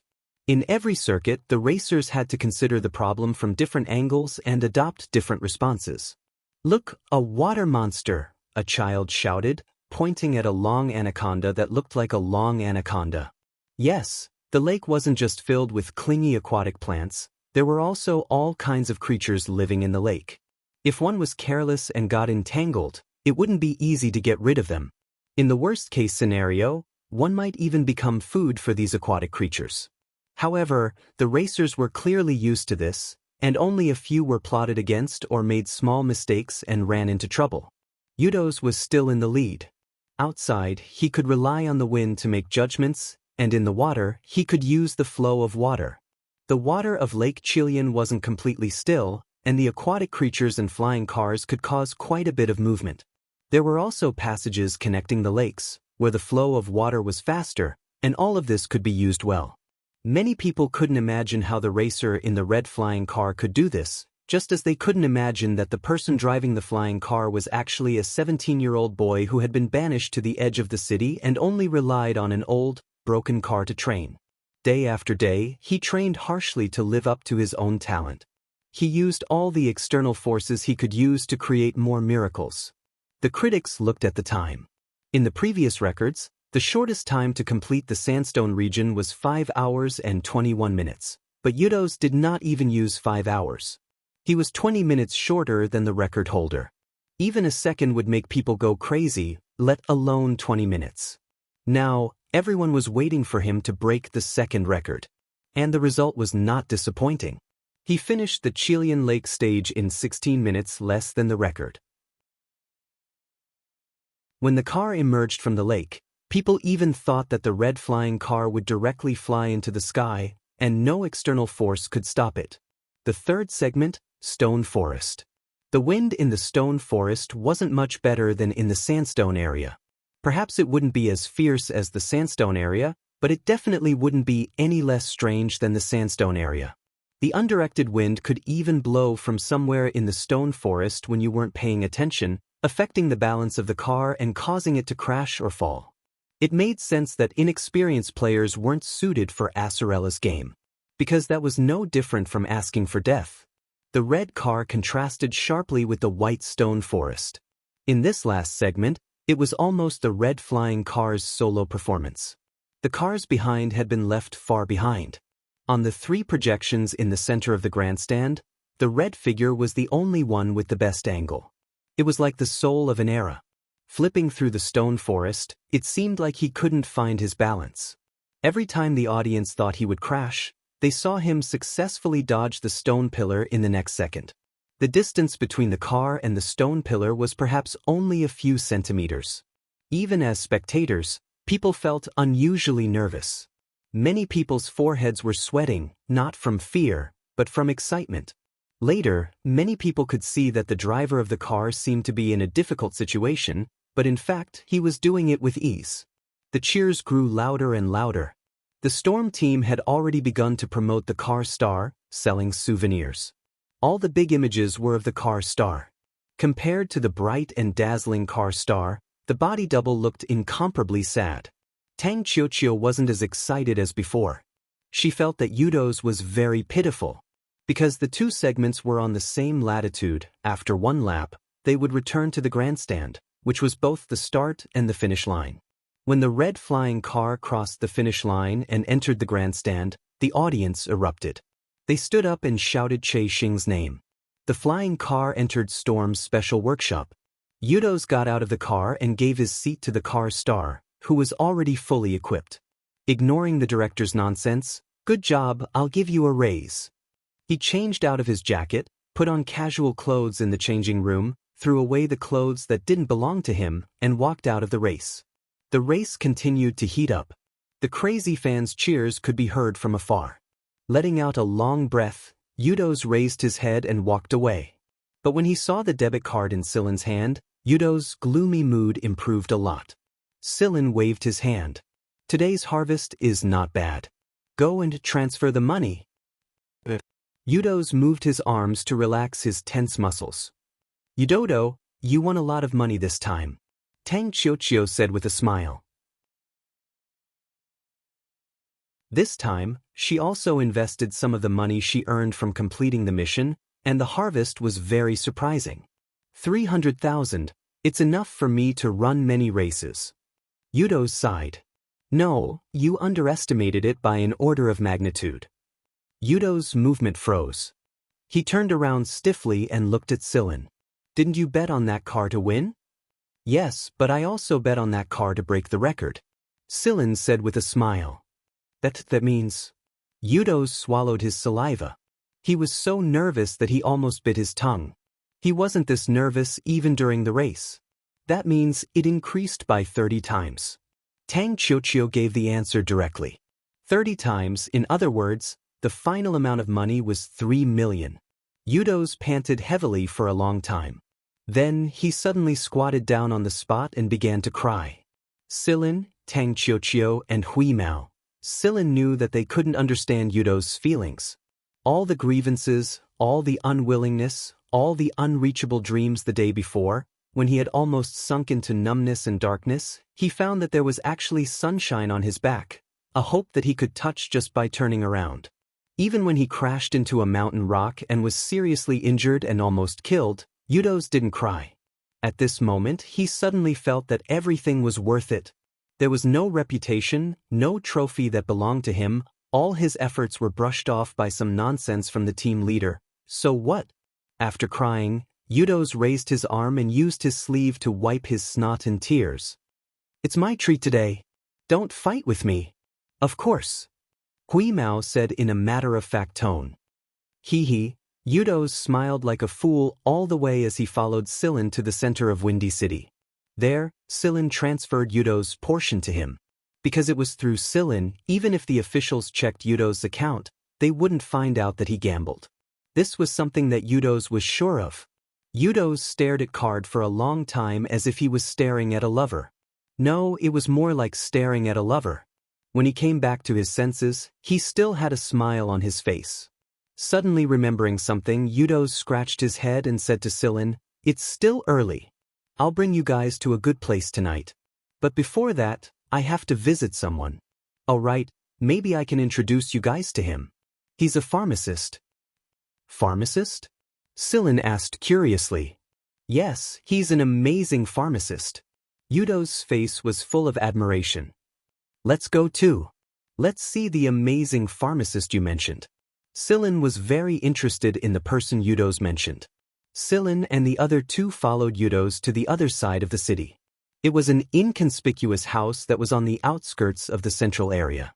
Compared to the many alloy building materials in the central area, this house was the same as Yudo's house. It was made of stone, but it was much bigger than Yudo's house. After Yudos pressed the doorbell, the door to the yard opened automatically. There were some unknown flowers in the yard, and some medicinal herbs were exposed to the sun on the platform. Celine's footsteps paused when she stepped into the courtyard. Her eyes were filled with deep thought as she looked at the house. This place was full of crouching tigers and hidden dragons. Tang Qiuqiu wrinkled her nose. What a strong smell of alcohol. After walking into the house, there were empty bottles everywhere. This made Tang Qiuqiu frown even more. "Brother Lycrabe, sorry to disturb you," Yudos said. Creak. The door opened. A man in his 30s wearing a nightgown that hadn't been washed for a few days appeared. His eyes were half open, and his hair was messy. Coupled with the dispirited stubble, he looked like a drunkard in dire straits. At this time, this drunkard was leaning against the door, holding a bottle of wine in one hand. After drinking a mouthful of wine, he looked at the people who walked in. However, when his eyes swept over Silin, his pupils constricted slightly. "Neurotoxin." Lycrabe's voice was low and hoarse because he hadn't spoken for a few days, but it was very certain. "Enhancement drug?" Silin looked at Lycrabe. "Good eye." "Same to you." Yudos didn't know what the conversation between Silin and Lycrabe meant, but Hui Mao knew. Silin had a dagger on him, and the dagger was smeared with neurotoxin. Riculab's body also carried the scent of a potion, a type of strengthening potion. Whether it was the neurotoxin on Silin or the enhancement drug on Lycrabe, they were all made by themselves and had never been announced. However, when both sides met for the first time, they were able to detect the drug on each other and identify the effects of the drug. Even some professionals might not be able to do that. Twitching the corner of his mouth, Lycrabe turned his gaze to Yudos. Yudos seemed a little nervous. He handed the 10,000 star coins worth of wine to Lycrabe. "Thank you for your help all this time." Lycrabe didn't have the slightest bit of courtesy. He took the bottle and looked at it. "Yo, you made money from the competition?" "Ahem, yeah." Yudos continued to scratch his head and said embarrassedly. He believed that Lycrabe wouldn't sell him out, but it wasn't easy to say it out loud. Lycrabe didn't have the intention to continue asking. He waved his hand. "All right, I'll accept the wine. You can go now. I still need to continue sleeping." Lycrabe yawned as he said this. He took the wine bottle and walked into the room. "Brother Lycrabe, are you going to dance night tonight?" What answered Eudos was the sound of the door slamming shut. However, Eudos didn't care. Instead, he smiled and led Scylla and the others out. "That's a drunkard." After leaving the room, Tang Qiuqiu said with certainty. "Brother Lycrabe just likes to drink, but he's still a good person. At least he doesn't look down on us locals." "He's not from planet Acerella?" Scylla asked. "No, he came here more than 10 years ago. He'll lend money to the poor. Although he charges interest, it's not high. He's also very humane. He'll buy medicine on credit, unlike the hospitals in the city who always have to check the money first. Also, when my mother and I were drunk, Brother Lycrabe helped us. Once, my mother was seriously ill. At that time, my skills weren't that good. Life was hard and I didn't have the money to see a doctor. It was Brother Lycrabe who helped us. It seems that the drunkard uncle is a good person." Eudos smiled mysteriously. "The place I'll take you to tonight, you'll be surprised." "Tisk, you're still keeping us in suspense." Tang Qiuqiu curled her lips. "I suddenly remembered that place isn't suitable for children," Eudos said with a bitter face. Tang Qiuqiu glared at him. "I want to go." In the end, he couldn't bear Tang Qiuqiu's angry stare.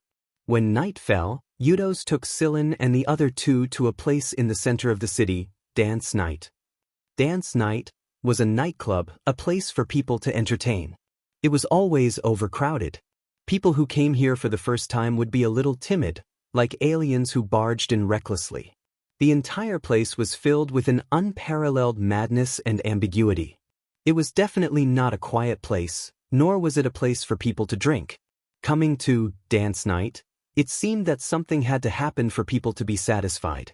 If it wasn't an animal with strong heart and lung function, or an animal that could only dance with the help of drugs, it was best not to come here. Walking into Dance Night, the evil aura that hit them in the face made them fall into a trance for a moment. Inside, the booths were mixed with the dance floor, making it convenient for guests to fantasize about the twisting dancers on the dance floor at a close distance. It also made it convenient for people to freely play when they were drunk. Inside, as far as the eye could see, everyone was gorgeously dressed. Here, no matter how bright, sharp, or exaggerated one's appearance was, it wouldn't attract too much attention. There were a lot of handsome men and beautiful women in every small circle, dazzling the eyes. People who liked excitement or those who wanted to vent could sway on the dance floor to their heart's content, wantonly twisting. The extreme craziness was even greater than the craziness of the car fans in the grandstand. Among the ear-piercing explosive music, most of them came from the many races outside of planet Acerella. People dressed in strange clothes twisted their bodies. It was really a group of demons dancing.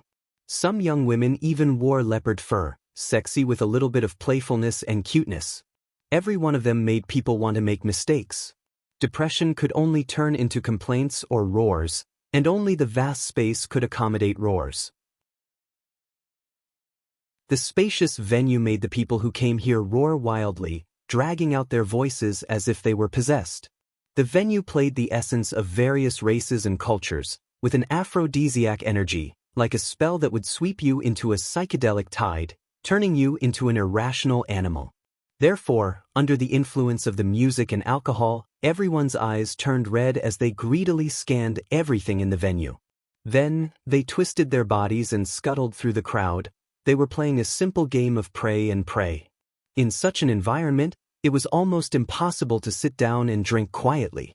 Different styles of music at different times, a passionate and unrestrained music feast, fully provoking one's passion. Whether it was blues, sensational, dynamic, psychedelic, or passionate, all challenged one's ears and self-control. There was also a slightly quieter place in Dance Night. It had a retro style, a soft and comfortable long sofa, and psychedelic incense. When people finished hunting on the dance floor, they would come here to enjoy their prey. Thus, leisurely music reverberated in the ears, pure wine, and tempting desserts were sprinkled on the long, lazy sofa. Your body, your prey, couldn't help but become restless. The story about this psychedelic place was both simple and wonderful. It was a place of debauchery and debauchery, a night of music and a night of sensual pleasures. It was so wonderful that people couldn't stop. Whether it was good or bad, from this narrow and crazy world, it would make you feel as if you had gotten everything you wanted, and it would also force out the magic in your bones, turning you into an animal that constantly pursued excitement and primitive desires, making you feel that you were born for the nightlife, and you couldn't wait to get more drunk. Sillin and the others found a small private room on a high floor a little farther away from the dance floor. The transparent partition allowed them to see the scene on the dance floor outside, and they could hear the music clearly enough. Tang Qiuqiu didn't like it here, and always felt awkward. Sillin didn't let him see the scene outside, and ordered some desserts for Tang Qiuqiu, and Tang Qiuqiu was also happy to do so. Looking at the crazy people on the dance floor outside, the people dancing to cater to each other, and the people kissing wantonly, Sillin sighed, "I really shouldn't have brought Tang Qiuqiu here." However, just when Tang Qiuqiu was sleepy after eating the desserts, the light in the room suddenly blurred, and then the whole dance floor showed a kind of suppressed excitement and forbearance. Then, with a bang, it was completely boiling. At that moment, the lights were moving, the music was moving, and every part of every area was moving. The whole visual effect was like a feast of the rich. The lights crisscrossed on a point, and there stood a person, with a flamboyant and reserved look, and at the same time, they all blended into this demonic place. If a love song and a bouquet of flowers could conquer a woman, then for this person, he could conquer a dozen with just one move. Along with the music, under the illumination of the lights, he walked rhythmically, mixed a glass of wine for himself, drank it in one gulp, put down the glass without hesitation, and stepped into the dance floor step by step, like a king descending. The people on the dance floor spontaneously made a way for him, giving the Wolf King of the dance night his stage.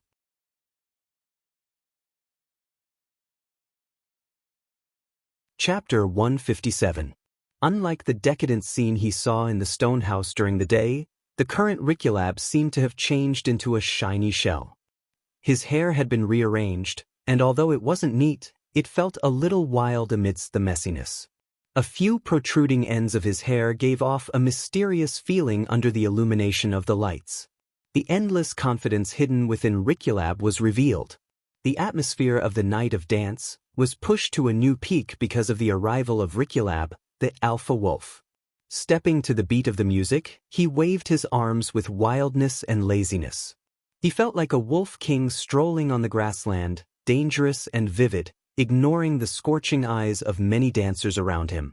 When he stepped on a round platform that slowly rose in the center of the dance floor, Lycrabe's domineering aura instantly dispersed the impetuosity, and he looked particularly dazzling on this stage that belonged to him alone. Under the round platform, people on the dance floor screamed, shouted, and shouted crazily.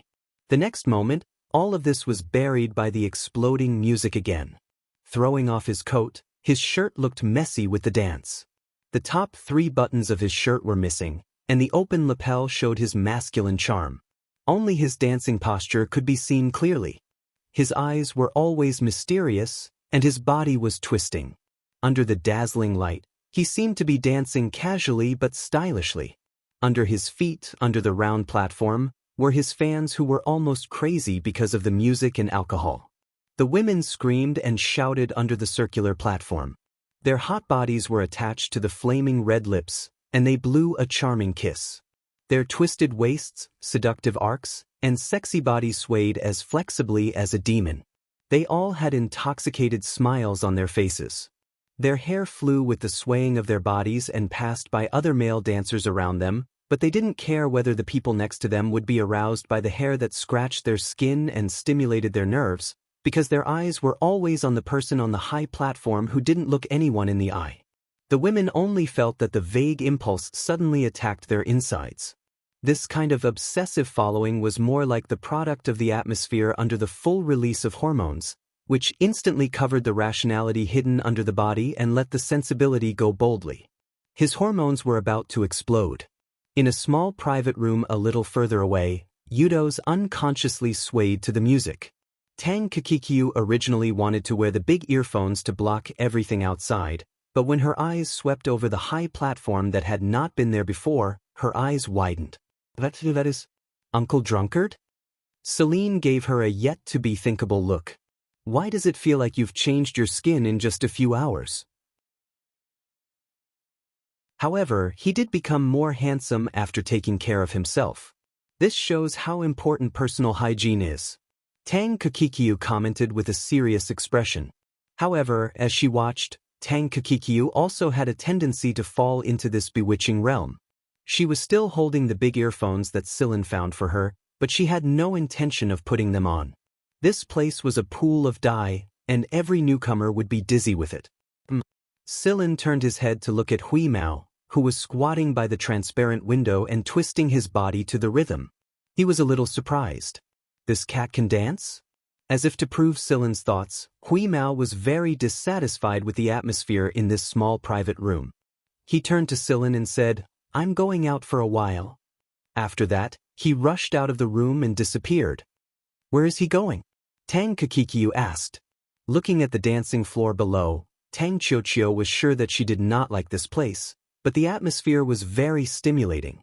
Just as Celine and Tang Qiuqiu were guessing where Hui Mao was going to steal food, Celine suddenly sensed something and looked at the high platform. A gray figure slid down the reflective pole under the high platform and slipped on the circular high platform.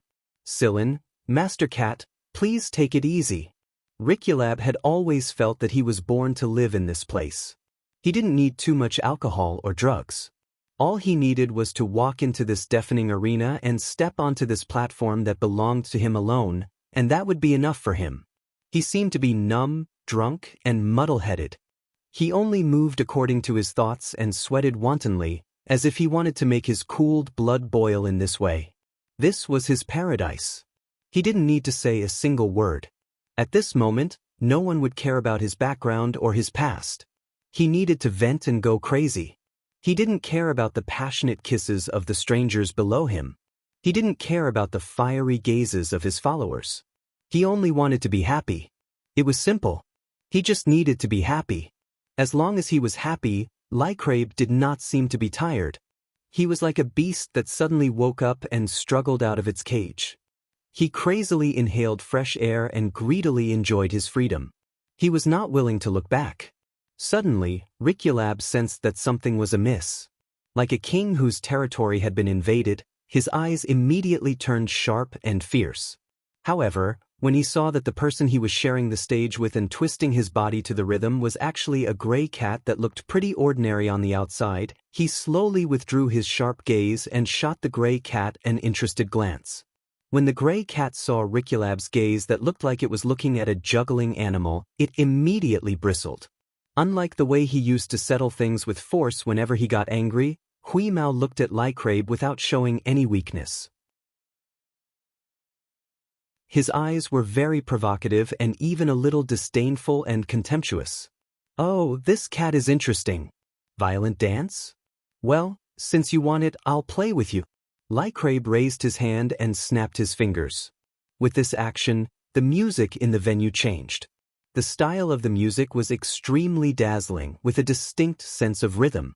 The sweeping lights changed, and the largest projector in the venue showed the scene on the circular high platform. A man and a cat, both fighting with their dance without showing any weakness. Although it was just a cat, the people who saw Hui Mao felt that this cat was more enchanting than a human. Every gaze, trembling ears, the bending of the body that humans could not compare with, the teasing tail, and the rhythmic steps gave people a different kind of rhythm. It seemed indifferent, but with a lazy and arrogant gaze that seemed to despise everything. With the beat of the music and the dance, it beat the hearts of the audience under the circular high platform bit by bit. Celine rubbed his forehead and rubbed the space between his eyebrows.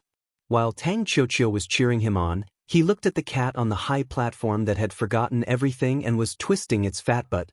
He sighed in his heart, "Master Cat, you are really omnipotent.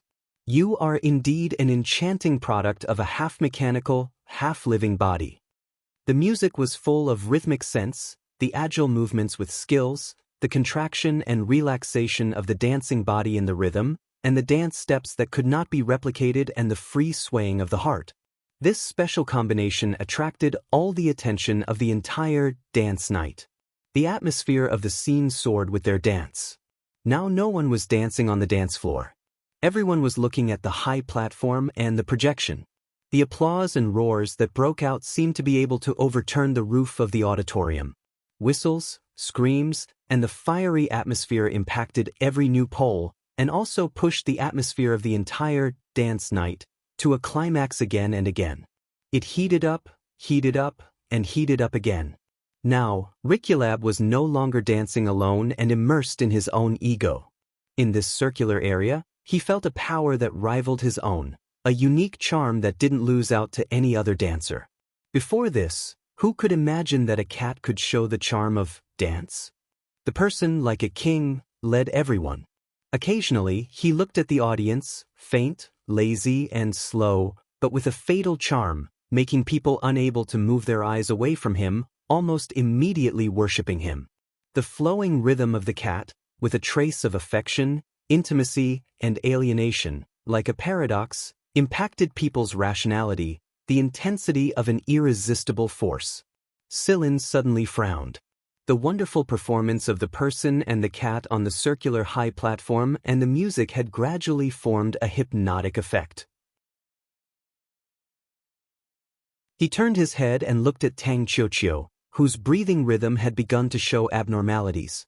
He took the headphones from Tang Qiuqiu's hand and put them on her. After putting on the headphones, Tang Qiuqiu slowly came back to her senses, with confusion and puzzlement.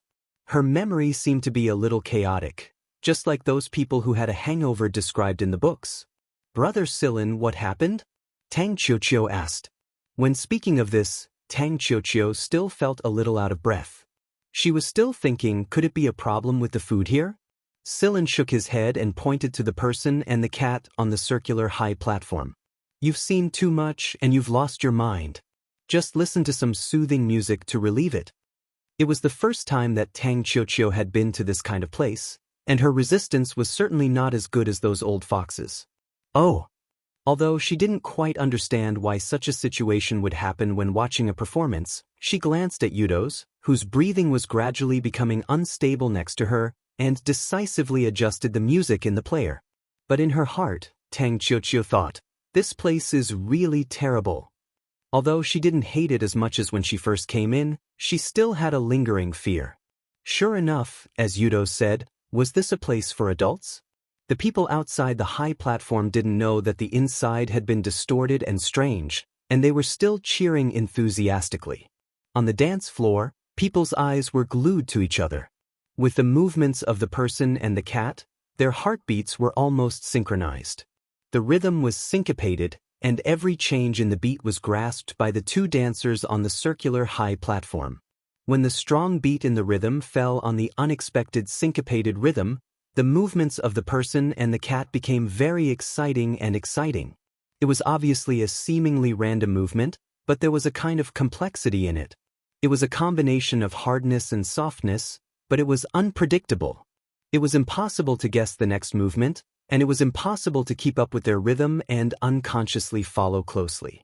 The people who focused on the movements of the two on the high platform felt that they were gradually out of breath. At first, they thought it was an illusion. After all, they had been in the dance night for so many years. What kind of craziness had they not experienced? But such a situation had never happened before. But as time passed, someone couldn't breathe, fell down, and fainted. Then the second, the third, and the fourth. The flow of blood seemed to be speeding up, but when it reached the first turn, it was suddenly cut off. The circulating body fluid was messed up and out of control. They couldn't control their emotions according to their own thoughts, so they were slowly dragged into the darkness by the pair of invisible psychedelic hands. In the past, there were dancers who fainted because their heart and lung function couldn't keep up with the overly excited rhythm or because they were too excited. Dance night specially had a group of guards to pay attention to the situation on the scene. If there was a fight, they would come out according to the circumstances, and once they found the fainted person, they would immediately take action. Fainting was not something that could be treated casually. No one knew what caused the fainting. But after all, compared with the weaker physical fitness of the audience on the dance floor, the guards were much better. At least when the audience on the dance floor fainted one after another, none of the guards had such a situation. At most, they felt that their breath was a little unstable, but the atmosphere would cause such a situation, and no one would think too deeply about it. Of course, because of the fainted people on the dance floor, the guards who were originally paying attention to the two performances on the stage were forced to shift their attention, which allowed them to escape the same fate as the audience on the dance floor. The two on the stage were still oblivious to everything else, as if they wouldn't stop until the end. Below the stage, the audience that fainted were sent out one after another. When the managers noticed, they suddenly found that unknowingly, 1/3 of the people in the middle had been reduced, and the remaining people, looking at their abnormal breathing rhythm, knew that they couldn't hold on for much longer. But they couldn't suddenly stop the dance of the two. It must be known that such a situation was rare in 1,000 years, perhaps no one had seen it in 10,000 years. At least no one had reported it in official publications. Business opportunity? Wonderful theme. Behind this nightclub, there were businessmen from another planet, as well as well-known managers of electronic publications. Therefore, there was almost no discussion. Both sides unanimously ordered everything on the dance floor to continue, and the fainted people were sent to the emergency room. All the cameras were aimed at the man and the cat on the circular platform.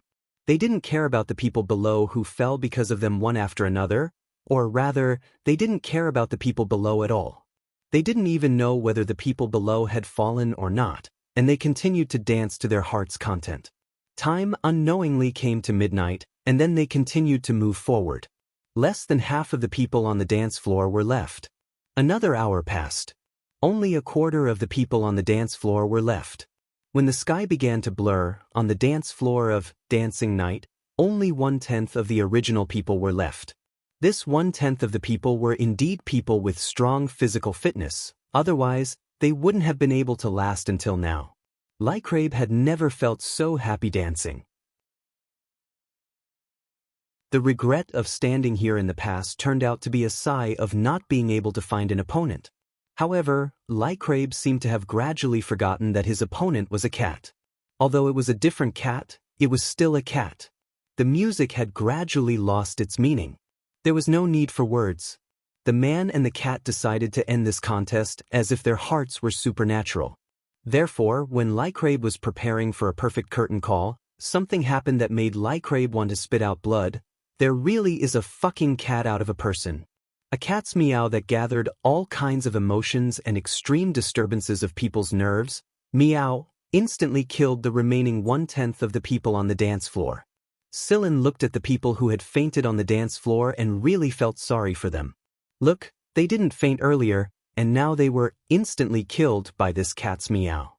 It was much more serious than the people who had fainted before. Maybe when they woke up, they wouldn't remember what happened that night. Maybe there would be sequelae. One day, when they heard the cat's meow, they would reflexively twitch. Of course, it would be fine after a few years, but how many years? Yudos had long since been knocked unconscious by Sillin's palm strike. This would at least protect his brain from some of the poison. Before leaving, Sillin looked at the man and the cat who were playing a curtain call on the circular platform. He curled his lips. 2 scourges. Many people were destined to be at a loss that night. When Sillin dragged Yudos and Tang Chiochio back to the residence, the lights on the first floor were still on, and the lights in the front yard were also on. Mrs. Wentz was not asleep. She was sitting in the room, sewing a puppet while waiting for them. Although he had told Mrs. Wentz that he would play outside tonight, he didn't expect that Mrs. Wentz would sit here and wait. Yudos was very lucky. He had a great mother. This was something that many people would never get. Seeing Sillin and Tang Chiochio coming back, Mrs. Wentz put down her work and smiled gently. "You're back." She stood up and was ready to take Yudos. Sillin shook his head with a smile and pointed to Yudos. He was too excited today and drank some wine. "He's quite heavy. Let me take care of him." Mrs. Wentz led Sillin to Yudos' room and took out some soothing soup for Sillin and Tang Chiochio to drink. She also prepared some hot water for Sillin and Tang Chiochio to wash up and rest. She would take care of Yudos. Seeing that Mrs. Wentz had made up her mind, Sillin didn't refuse. After thanking her, he went upstairs with Tang Chiochio. Not long after he went upstairs, he saw the gray cat returning from outside with a smug look on its face. It raised its head and looked like it had just won a battle. Coupled with Tang Qiuqiu's compliments, Huimao's tail was almost up to the sky. Someone tried to follow me in Dancing Night, but I got rid of him. Huimao stroked his whiskers and looked at Zhang Zian. You ate him? Asked Silin. Although it was a cat, it could still eat people. Huimao shook his whiskers disdainfully. Of course not. I just knocked him out. Silin was silent. Being knocked out by this cat was even more miserable than being killed by the cat's meow. He wondered if those people would still remember this cat when they woke up. After thinking for a while, Silin asked again, what about the recording of Dancing Night? Of course I destroyed it. Now there were some things that didn't need Silin to say. Huimao could do it on his own. Not bad. Silin rarely praised Huimao. That's... Thinking of something, Huimao suddenly looked serious, but his eyes were bright. Silin, I have an idea. Back home, Lycrabe was still in a trance. Before, he wandered in the city of desire, dancing contentedly but lonely. Now, the excitement had cooled down. It was like the desolation after prosperity. Lycrabe threw himself on the bed, feeling stuffy. After such a long time of dancing, his body was very tired, but the nerves in his brain kept stimulating him and he couldn't fall asleep. With his eyes open, he was like a seriously ill insomniac. He suddenly felt a little desperate. Lycrabe felt that he was like a fruit that was left on the ground. No one paid attention to him, and then he fell into the darkness and slowly rotted until the core was gone. When would the core re-enter the new land and take root? What Lycrabe didn't expect was that the new students would come so soon.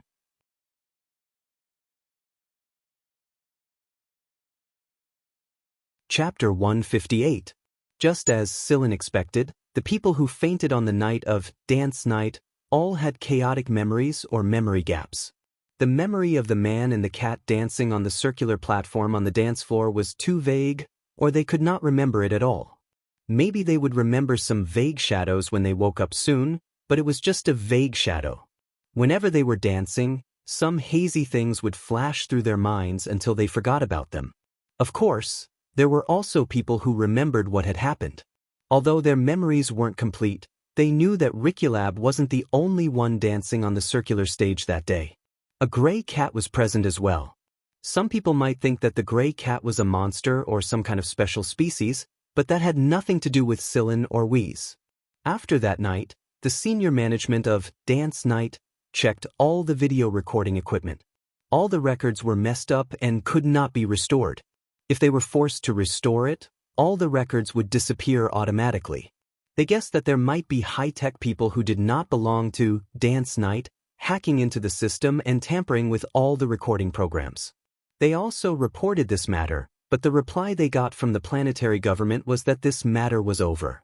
The senior management of Dance Night smelled that there must be someone involved that they could not afford to offend. Compared with the crazy dancing that night, they were more worried about their status and career. So since they received the secret message from the top, the senior management of Dance Night collectively lost their memories.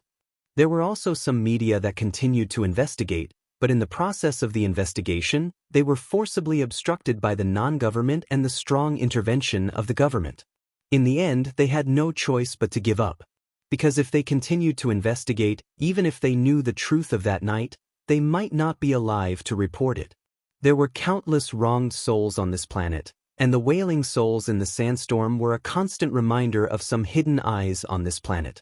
Riculab only went to the night of the dance once in a while, so after going there last night, he went back to his usual decadent style, lying on his bed and sleeping, not even eating breakfast or lunch. However, when Lycrabe got up to drink water, his hand holding the cup suddenly stopped. He opened the door and saw Silin sitting on the sofa in the living room, reading a paper version of a medical book. Huimao was walking around, sniffing some medicine cans from time to time. Seeing Lycrabe, Huimao raised its head and proudly greeted him with its tail wagging. "Yo, you're up, loser." The corner of Lycrabe's eyes twitched. He thought of the last moment of the curtain call and the ecstatic meow of the cat that made him realize that he had lost to this seductive cat.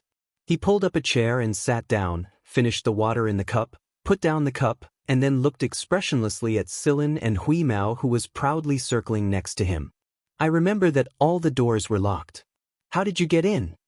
Lycrabe asked. In fact, it was not just the doors. Every time after Lycrabe went to dance night and returned to his residence, he would close all the doors and windows tightly, and the defense system would be fully activated.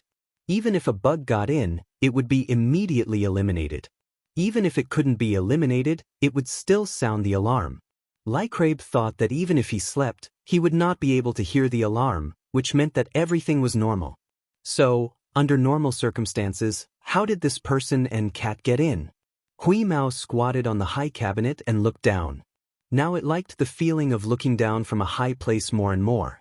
It glanced at Lycrabe with disdain and said quite proudly, You want to stop us with this kind of weak defense? Sillin didn't say anything. Since it was Hui Mao's suggestion, it would let the cat try. Maybe the effect would be better. Hearing Hui Mao's words, Lycrabe raised his eyebrows. The defense system of his house was not weaker than the planetary government's, but in this cat's eyes, it was weak defense. What is your purpose? Lycrabe asked in a deep voice. The last time Eudos brought these two guys here, Riculab noticed that the man sitting on the sofa was very good at hiding his strength. Riculab even suspected that Riculab was able to detect the presence of the neurotoxin because the man in front of him went easy on him. Hey, loser, do you want to change your living environment? Like hanging out with us? Don't worry, I will protect you. I am very strong, Hui Mao said in a tone that said, I am the big brother and you are the little brother. Lycrabe twitched the corner of his mouth and looked at Sillin, who had no reaction. However, he saw that Sillin didn't even raise his head. His eyes were on the open book in his hands. Not interested, Lycrabe said. You refuse? Hui Mao's whiskers stood up and he squinted at Lycrabe. Anyone could feel that the cat was in a very bad mood. After all, Sillin had guaranteed that it could persuade Lycrabe. Who knew that this guy would refuse so directly? Yes, this is good. I am very satisfied with the current situation. Lycrabe poured a cup of tea to refresh himself. As for the guy in front of him, he didn't need to say anything. He had already finished a few cups. He even used the top-quality tea leaves that he treasured in the cabinet. It must have been found by that bastard cat. This is good. Hui Mao looked up and down at Lycrabe. He glanced at Lycrabe as if he was looking at Eudo's broken car. You look like a poor worm now. Poor worm. He hadn't heard that word for a long time. Lycrabe's eyes suddenly became sharp. The instantaneous murderous aura made the temperature in the room drop a few degrees. However, Sillin and Hui Mao didn't react. What, you want to kill the cat after being exposed? I can kill a cat like you with one paw. Before Hui Mao could finish, a knife was inserted deep into the cabinet next to Hui Mao's paw. Sillin raised his head to look at her before returning his attention back to the book. The hairs on Weeza's eyebrows twitched a little before it let out a snort. Then, it lifted its seemingly meaty feet, spread its claws and cut the scalpel into strips like it was tofu. Moreover, there was no shrill sound when it cut the scalpel. If Riculab wasn't familiar with the material of his scalpel, he would have thought that it was made of wood. After cutting the knife into strips, Hui Mao didn't stop. As if he wanted to show off his power, he bent his paw and picked up the knife that was cut into strips. He opened his mouth and bit on it. He ate it bit by bit like biting biscuits. After eating all of it, he muttered, "Not delicious." But a metal ball was spat out. It looked like it was melted by high temperature. Lycrabe's pupils shrank. He suddenly felt a sense of powerlessness. No wonder he was defeated by this cat.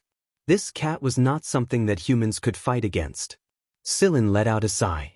He knew that he was no match for this cat in terms of martial strength, and he wasn't confident that he could beat them even if he used medicine. The living room was covered in medicine to begin with, and many of them were colorless and odorless. The longer someone stayed in the room, the more they would show their effects. It was obvious that they had been in the room for a while now, but they didn't feel any discomfort at all. This was also the first time that Lycrabe felt so powerless in so many years. The day before, he was defeated by this cat. Now, he couldn't even fight back. The potions that he had always been confident in didn't have any effect. What Lycrabe didn't know was that it wasn't that his potions didn't work. It was that the physiques of Sillin and Huimao were too special. There was no reaction at all. Seeing that Lycrabe was silent, Huimao was angry. It seemed that he had to change his method. He pretended to clear his throat and said, "Lycrabe Van. I came to planet Acerella 18 years ago. Although I don't know what relationship you have with the people of the planet's government, I believe that you have a good relationship. If you are worried that they will make trouble for you and won't let you leave, I can help you solve it." Lycrabe wasn't surprised that Huimao knew about this. He just needed to look into it. Many people in the upper echelons of Acerella knew that he was involved with the people of the Acerella planet's government. Many things were settled by the government. Otherwise, it would have been impossible for the 10-year-old Lycrabe to gain a foothold on this harsh planet so easily. Shaking his ears, Huimao began to become impatient. Shaking its ears, the gray cat began to grow impatient. "All I know is that you're a pretty good dancer, and you're the only one I've found pleasing to my eyes ever since I left this place. Sillin said that your herbology is pretty good, and that your talents are buried in this place. But I don't care about that. You humans just love to overthink things, drag things out, overcomplicate things, and self-harm. Never mind, this cat doesn't know how to convince people. I'll give you 2 days to think about it." After saying that, Huimao jumped down from the cabinet, glanced at Lycrabe, and walked out without looking back. Sillin put down the book and stood up. Opportunities are meant to be grasped. The universe is vast. After putting a small bottle on the table, Sillin also left. Just like when they came, they didn't alert the defense system at all. Lycrabe looked at the small bottle on the table with an unreadable expression. This bottle contained the neurotoxin that he had sensed on Sillin last time. Based on the information he knew, it was highly likely that the raw materials needed to make such a neurotoxin would cross several star zones and not be concentrated in one place. Although Lycrabe had stayed on this planet since he was 10 years old, he had read books and electronic publications. He definitely knew a lot of information. But no matter how much he knew, it was a fact that he didn't have the raw materials. Many times, he had inspiration but couldn't implement it. Walking to the bedroom, Lycrabe took out a book under his pillow. It was a record of all his inspirations that couldn't be implemented. After leaving Lycrabe's residence, Huimao was very angry. Persuading people really wasn't suitable for it. "If his answer is no in 2 days, are you going to give up?" Sillin asked. "How is that possible? I'll come back stronger. I'll let him know the consequences of offending a cat." Huimao revealed his fangs and smiled sinisterly. Returning to Yudo's small house, Tang Qiuqiu helped Mrs. Wentz prepare dinner. Compared to the previous dinner, today's was much more abundant. But there was a new member, a 2-year-old boy, Yudo's cousin Taller. Taller was the child of Yudo's aunt, but his aunt passed away not long after giving birth to Taller. His uncle married a second wife a year ago, so he directly ignored Taller and sent him to an infant care center. He only paid a small amount of money every month. Now, because of business problems, his uncle was already in debt. He wanted to pack up and run away when no one was paying attention, but his flying car was blown off and he died. When Taro's upkeep was not met, the people at the foster center contacted Mrs. Wentz because no one related to Taro was willing to take on the burden. How much money did it take to raise a child? They could not even afford to raise their own child, let alone someone else's. In the end, it was Mrs. Wentz who took over custody of Taller. Yudos didn't know how to tell Mrs. Wentz that he had won 3 million. Later, when Mrs. Wentz took Taller and sighed that they had to live a tighter life, Yudos couldn't help but tell her his plan. Now that he had money, he could leave planet Azarella and find a peaceful planet with a better environment to settle down. The two of them would have to pay a fee of 1 million, and if Taller was included, it would be 1.5 million. The remaining 1.5 million would be enough for him to live for a long time without working. After thinking for a while, Mrs. Wentz agreed. To express her gratitude to Silin, Mrs. Wentz specially prepared a sumptuous dinner. When Silin and Hui Mao returned, they saw a table full of all kinds of dishes. Yudos was playing with the 2-year-old Taller, and giggles could be heard in the house. At night, Mrs. Wentz took Taller to bed. Yudos sat in the old car parked in the yard and stroked the old rudder that was about to be retired. Hearing the knock on the car hood, Yudos looked up and saw Silin outside the car. He smiled and opened the car hood to let Silin in. After Silin sat in the back seat, Yudos said, "Are you interested in going for a run?" The old car jolted in the wind out of the city and flew toward the sandstone area. Stopping behind a large rock, Yudos looked at the sand outside that covered the stars and was silent. He had decided to leave this planet, but he felt a little empty. After leaving, he wouldn't have a chance to race like this again, right? "When are you going to complete the procedures to leave Azarella?" Silin suddenly asked. "As soon as possible in case something goes wrong." Although there was some regret, Yudos was still very determined to leave this planet. Silin nodded. "Okay, maybe I can leave with you when the time comes. We should also leave this place." "Right, Silin, what do you do?" This question had been in Yudo's heart for a long time. He always felt that Silin's background was not simple, and people with a talking cat were not ordinary people. And that little sister, Yudos had seen Tang Qiuqiu play with a gun. It was a real gun. "What do you think?" Silin did not answer and asked back. Yudos tentatively said, "Is it a hunter?" Silin nodded. "Wow, it really is a hunter. Didn't you join a hunter group?" Yudos said excitedly. He had always been envious of hunters. When he was a child, he fantasized about being a hunter, but later he was forced to race. "We joined a hunter regiment," Silin said calmly.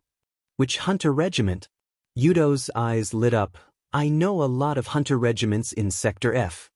"I see." Silin calmly took out a dagger-shaped emblem.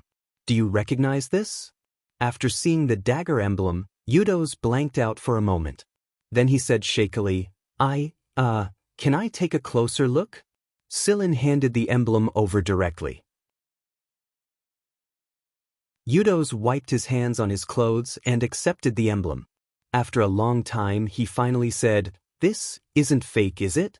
Seeing Silin looking over, Yudos immediately said, "No, I mean cough about that. I've collected pictures of the 4 great hunter regiments' emblems before, but they don't look like this. It's a little different." "Oh God, I'm so nervous." Yudos felt like he was saying each word shakily. Maybe it's because you're looking at a normal member's emblem." His tone was still calm. "Then this is the vice commander's." Bang. Agitated, Yudos abruptly stood up and kowtowed to the ground. He ignored the bump on his head. "Ah, really?" "Yes, Qiuqiu also has an emblem. That's a normal member's, so it should be the same as what you said." If Carrie was at the side, he would definitely rush up and beat Silin up. "Keep pretending. You're obviously trying to poach him, but you're acting like you don't have any ideas at all." After reluctantly returning the emblem to Silin, Yudos drove the old broken car back dizzily. He almost slipped away halfway and crashed into a mountain rock. After the old broken car flew away, a small figure appeared behind the mountain rock. It was Hui Mao who came out to forage for food. "This Silin guy is really sinister." At the same time, in an office on the top floor of the planetary government building, 2 people were sitting. One was Lycrabe, and the other was a man who looked to be in his 40s. "Have you really decided?" the man asked. "Yes, if this continues, this place will really rot." Lycrabe pointed at his heart. "Then, have you decided?" The man seemed a little worried. Lycrabe nodded, but he had no intention of revealing his plan. He changed the topic and said, "The favor you feel you owe me has been repaid after so many years. Don't blame yourself and don't feel wronged anymore. There will be a new election next year. With your ability, it won't be difficult for you to get promoted. You have enough experience and achievements." 4th young master. No matter what, he was the one who failed to protect Shihuajing back then. Lycrabe made a stop gesture. 18 years ago, Shihuajing was already dead. "He was brought down to the hell by my dear mother," So the name, Fourth Young Master, no longer exists. Seeing that the man in front of him was still hesitant to speak, Lycrabe sighed. Back then, my mother didn't even want to live. Even if you saved her in the end, she would still find an opportunity to drag everyone around her to hell. She can't blame anyone. Then, Fourth Young Master, will you go back? No, I'll send a message to the old man. If he interferes again this time, I'll destroy all his children. Lycrabe's eyes were filled with cold killing intent. After Lycrabe left, the man finally relaxed and lay down on the chair. His back was already wet. He touched his face and smiled. Fourth Young Master is still the Fourth Young Master from back then. He always thought that Fourth Young Master didn't know anything, but it turned out that he was just lying to himself.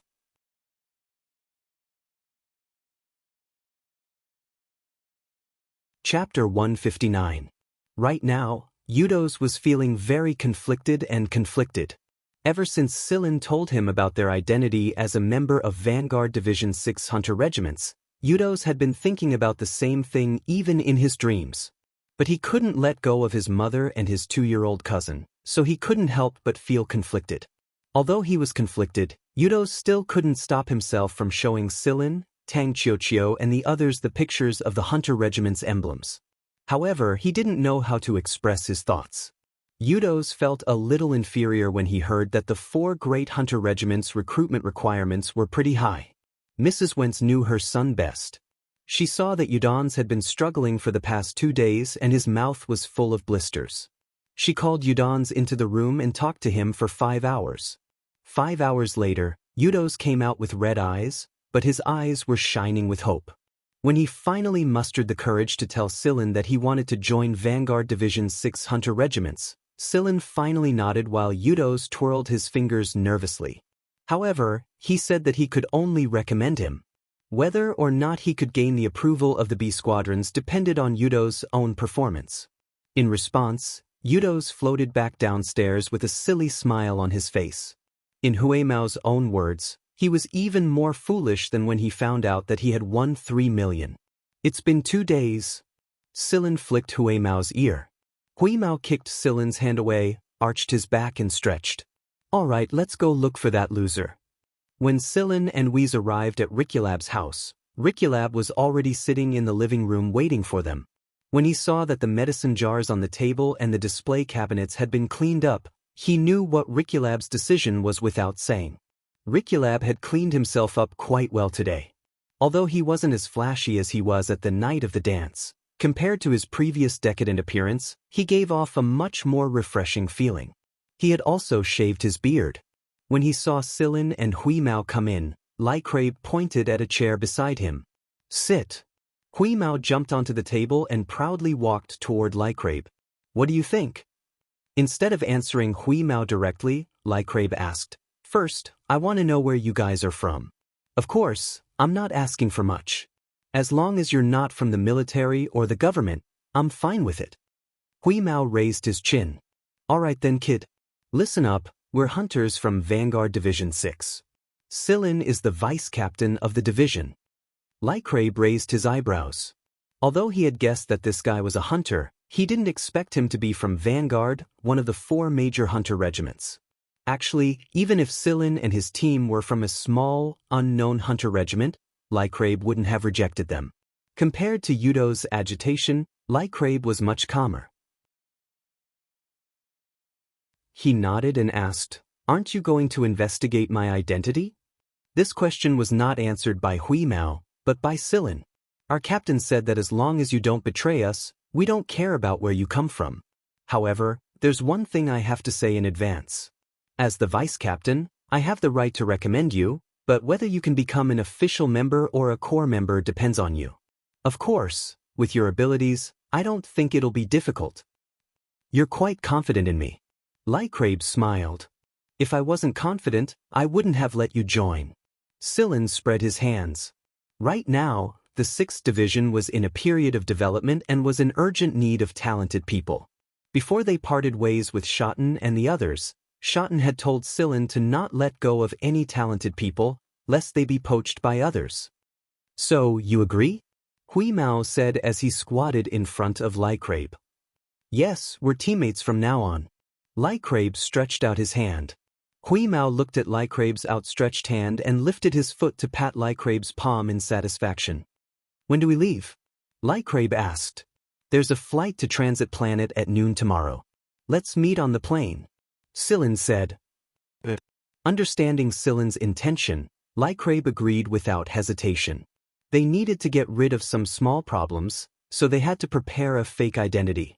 However, with Hui Mao, even if they registered with their real identity, when they checked the records, they would find out that it wasn't their original identity. The next day, when Yudos saw Lai Crabe on the passenger plane, his jaw dropped. After knowing that Lai Crabe was also joining, Yudos was even more excited. Looking at Yudos' sparkling eyes, Mrs. Wen smiled. Yudos had grown up and there was a bigger world outside. He shouldn't be trapped. Acerella Government Building Office. Did fourth young master leave? Yes. I don't know which flight he took, but none of the flights showed fourth young master's information. The people you asked to follow him didn't record him either. They're not simple people. Fine. Since fourth young master doesn't want people to know, then there's no need to investigate any further. My mission is almost done after I report these things to my superiors. Speaking of which, after Sillin and his entourage arrived at Sector F's transit planet, they searched for some information and found a decent planet. Then, they applied for residence certificates for Mrs. Wentz and Little Taller again. There was a nursery, an elementary school, a good public order, and the neighbors weren't xenophobic. In fact, they were quite friendly. It suited Mrs. Wentz and Little Taller quite well. By sending Little Taro to the nursery during the day, Mrs. Wentz was able to find a more leisurely job. It wasn't much money, but it was easy. Moreover, they had more than 1,000,000 credits in savings. It was more than enough to get by. Yudos didn't bring a single cent with him. He left everything he had to his mother and little cousin brother before leaving the planet with Sillin. Since he had brought Yudos and Lai Crabe with him, Sillin did not continue to play around with Tang Qiuqiu. He would bring the 2 new recruits back and deal with them first. He would come out again when he had the time.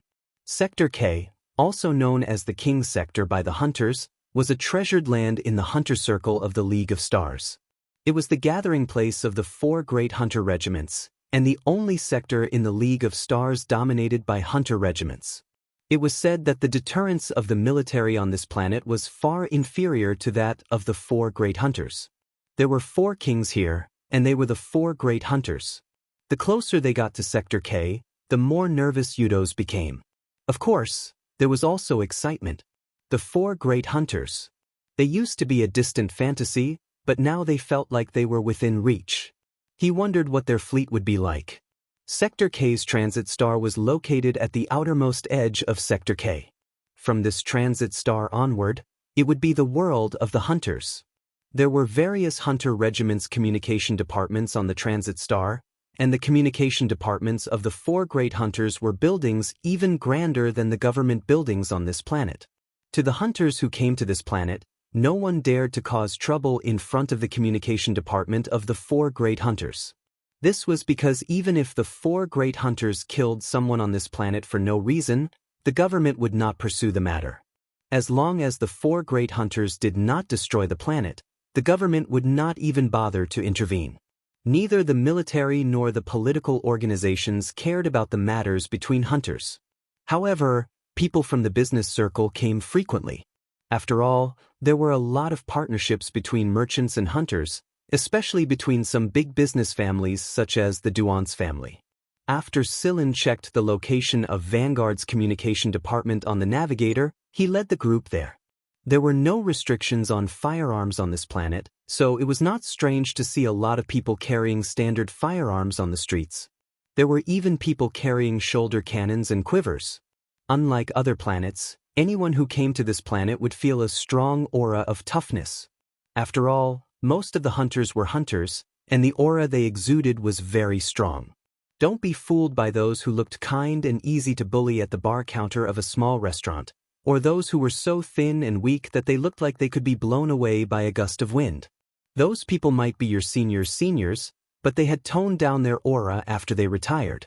There was a saying called returning to one's natural state, and this was the principle behind it.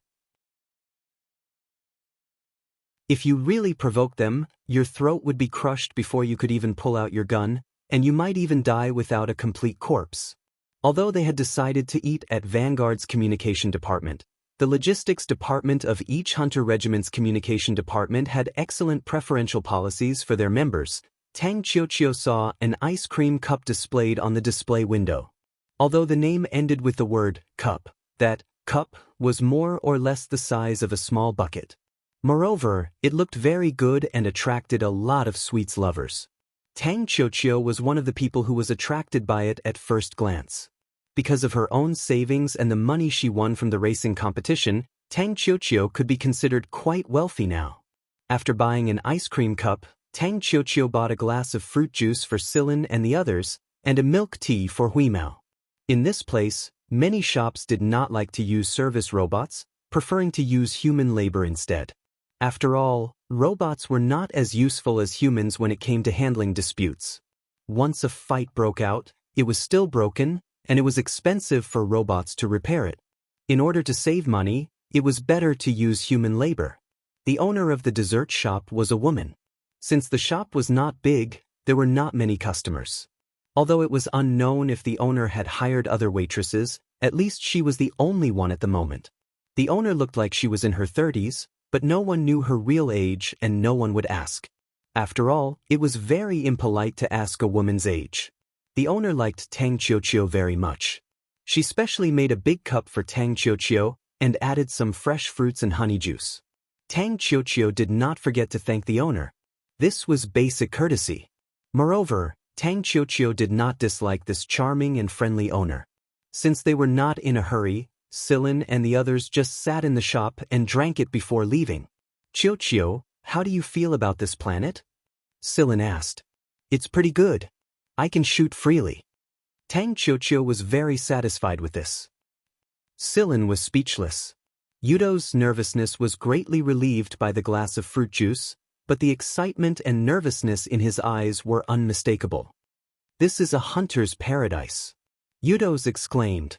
Many hunters like to wear their clan's emblem on their bodies. The members of the top hunter regiments would be even more arrogant when they saw the members of the weaker hunter regiments. The act of wearing an emblem had gradually become a trend, and it was also a way for hunters to compare themselves with each other. Because of this, a rule that did not need to be described in words was formed. If my hunter regiment is stronger than you, I'm superior to you. Bullying the weak and the strong was a common thing here. There were many conflicts, but no one would get involved. They just surrounded and watched.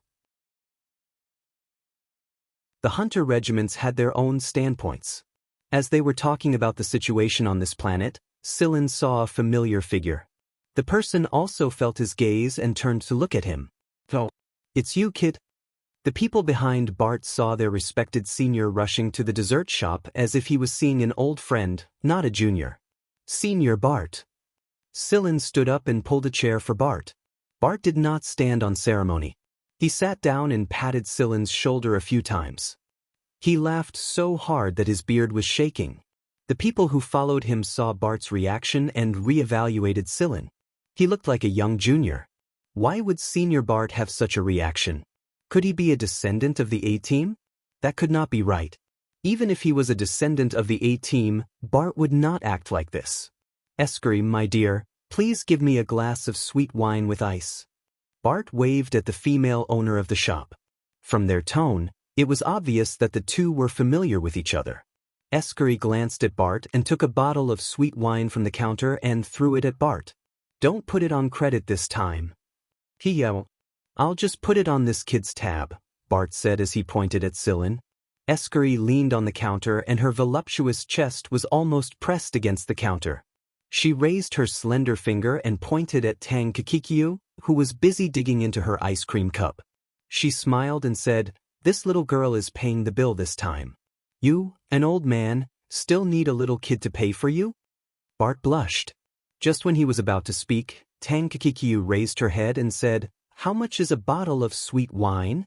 Ahem, no need, 1,000 galactic credits, Eskiri interrupted Bart and said with a smile while holding her chin. Tang Kakikiu tilted her head and bit her spoon as she pondered. She nodded and said to Escary, "It's not too expensive. Let's add it to Grandpa Bart's tab."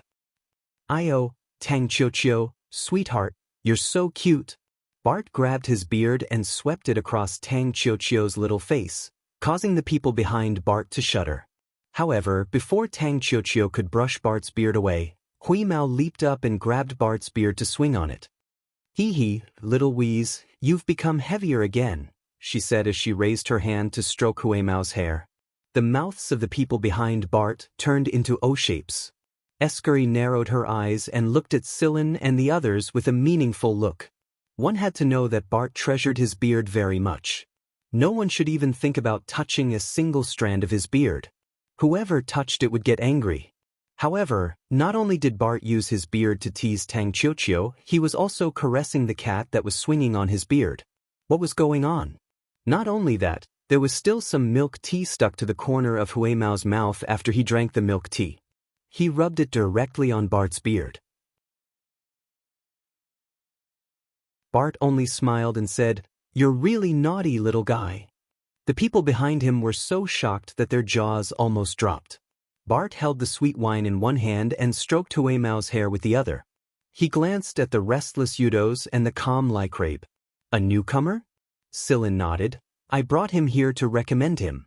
Would you like to inspect him, sir?" "Io, Sillin. Can a person you recommend be bad?" Bart had a high opinion of Sillin. He then asked, "What are your names, little guys?" Normally speaking, those who were not officially recognized as members of the hunter regiments were not qualified to be introduced to the seniors of the regiment. That was why Sillin had not introduced Udos and Lycrabe until now. But now that Bart had taken the initiative to ask, it meant that he, Bart, had acknowledged the duo's identity in advance. The decision-makers of the B squadrons would have to think twice if they wanted to object. They would not go against a senior like Bart. Of course, Udos and Lycrabe did not know about this hidden rule. However, the people who came with Bart were looking at Sillin with even stranger gazes. Just who the hell is this kid? Udos and Lycrabe briefly introduced themselves. Udos said that his original class was flying driver, and Lycrabe was apothecary. Udos' flying skills are amazing, Tang Chiochio said while licking her ice cream spoon. Tang Chiochio had long since regarded Udos as one of her own, and Tang Chiochio was very protective of her own people. "Lycrabe may not be as good as me, but he's still passable," Hui Mao also said proudly. Bart hummed in satisfaction. Tang Chiochio looked at the people standing behind Bart while digging her ice cream. They should all be Vanguard's people, right? Although they couldn't be counted as one of their own, they were still related to each other to a certain extent. She asked, "Why don't you sit down?" "That's right. It's so stressful to just stand there," Bart said with a blaming look. Those people cursed in their hearts at the same time. Who would dare to sit down without your permission? Seeing that they had sat down, Tang Chiochio asked again, "Do you guys want to drink anything? As long as it's not too expensive, I'll pay." "No need, no need. We're not thirsty. I don't really eat sweets." The few people waved their hands. What a joke. How could they ask a child to pay? They were not as thick-skinned as Senior Bart. Ignore them. Bart reached out to rub Tang Chiochio's head before looking at Sillin. "The regiment is looking for you. There's a mission, and it's pretty difficult. I think your vacation is about to be over." "Mission?" Sillin frowned. What kind of mission could it be that even someone like Bart would need it? "I'll contact the commander as soon as possible." "Seriously, Shotten doesn't have the right to ask about this. You'll know when you get back." Bart finished the rest of his beer in one gulp and put down the bottle. "I'm heading over there. I came back for an urgent matter this time. If I don't go over now, Big Hat will start babbling again." Sillin knew that Bart was talking about the planet at Sector Z where a few types of energy ores were mined, and the Big Hat he was referring to was Songba Leruo, who was wearing a wide-brimmed hat. "Is everything all right over there?" "Yes, it's pretty good. You'll even get a bonus this time." "All right, it's time to go. You better think about this mission carefully, kid." After blowing Escary a kiss, Bart left with his men. Sillin swirled the juice in his glass and pondered. What kind of mission is it?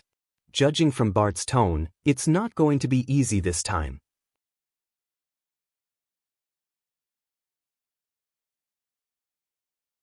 Chapter 160.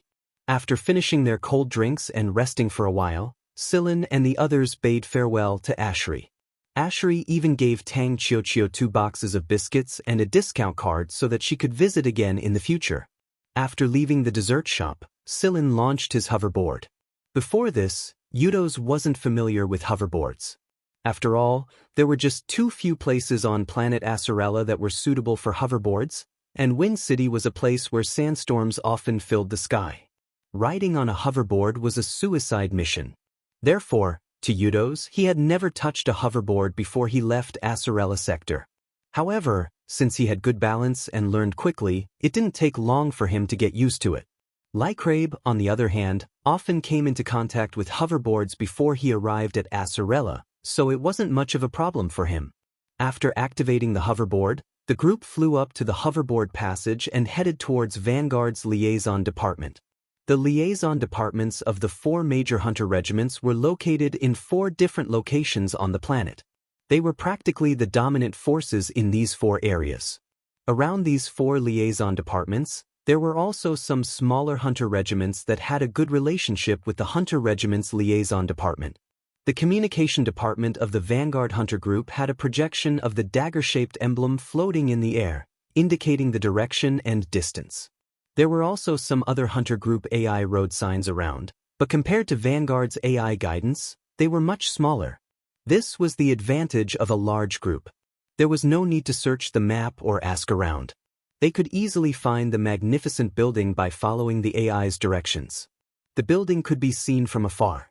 It was roughly shaped like a dagger, just like the Hunter Regiment's insignia. There were also a few low-rise buildings around it that were used for other matters. Tang Qiuqiu took out her own insignia, and Sillin did the same with his vice commander's insignia. This was a common practice. Otherwise, it would be hard to explain if they were accidentally injured. When the 2 of them took out their insignia, the expressions of the people around them softened a little, but it was mixed with curiosity. After all, Tang Qiuqiu was too young as an official member, and Sillin was too young as AB Squadron's vice commander. The crowd couldn't help but express their suspicions. There was a reception desk in the middle of the lobby on the 1st floor of the Vanguard Liaison Department. The lobby was filled with hunters, and most of them had the Vanguard insignia on them. When Sillin and the others walked in, no one paid any attention to them at first. But later on, someone inadvertently caught a glimpse of the emblem on Tang Qiuqiu and Sillin's body, and gradually began to whisper to each other. Although it was a whisper, their voices weren't exactly soft. Even in a noisy environment, people 10 meters away could hear them. These people directly voiced out their suspicions. However, when they saw that it was the 6th Division, they had a strange look in their eyes. After all, the 6th Division had been in the limelight a while ago. The reward for the home team had already been announced. Although some people were not convinced, they could not say anything about the final reward for the home team.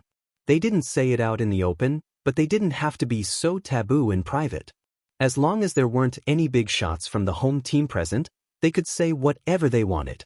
At most, they would just fight. If you win, fine, you're capable, I'm convinced. If you lose, I'm sorry, I just don't like you. I'll beat you up every time I see you. The higher-ups of Vanguard only thought of the squabbles between the B squadrons as nothing more than squabbles between the B squadrons. Squabbling was healthier, and competition promoted progress. Therefore, as long as it wasn't too big of a ruckus, they would turn a blind eye to it. This was especially true for the B squadron leaders who had promised their own squad members that as long as they won, they would bear all the consequences. As a result, there were a lot of people in the hall who couldn't stand the sight of Sillin's vice commander badge no matter how they looked at it. A couple of people who had vice commander badges from other squads were even rubbing their palms together. Motherfucker, it took me more than a dozen years to climb up to this position. How is this stupid kid worthy of this badge? As they thought about it, some people walked up to them. They didn't hide their thoughts on their faces. They might be smiling, but their smiles were asking for a beating no matter how you looked at them. Yo, why is there a little girl here? Little girl, you're at least 10 years old, aren't you?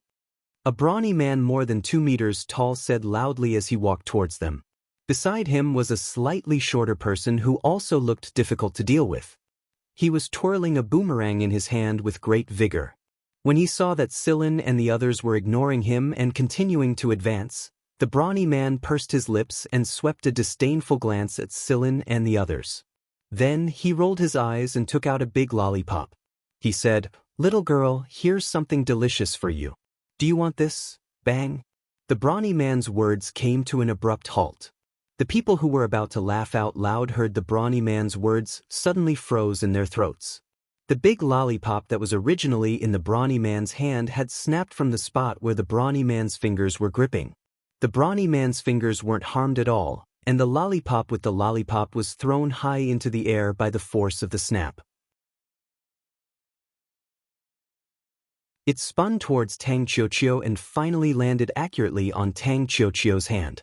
The bullet finally shot into the trash bin in the corner and didn't hurt anyone else. Tang Qiuqiu held the lollipop in her hand, tore open the wrapper, and stuck her head out to lick it. She smacked her lips and commented, "It tastes pretty good. This is really just a 10-year-old girl?" Many people were shocked by this scene. First, this little girl actually dared to open fire in the lobby of Vanguard? They had never seen anyone who dared to do something like this before. Even if they had heard of a few cases, this was definitely not a bad example.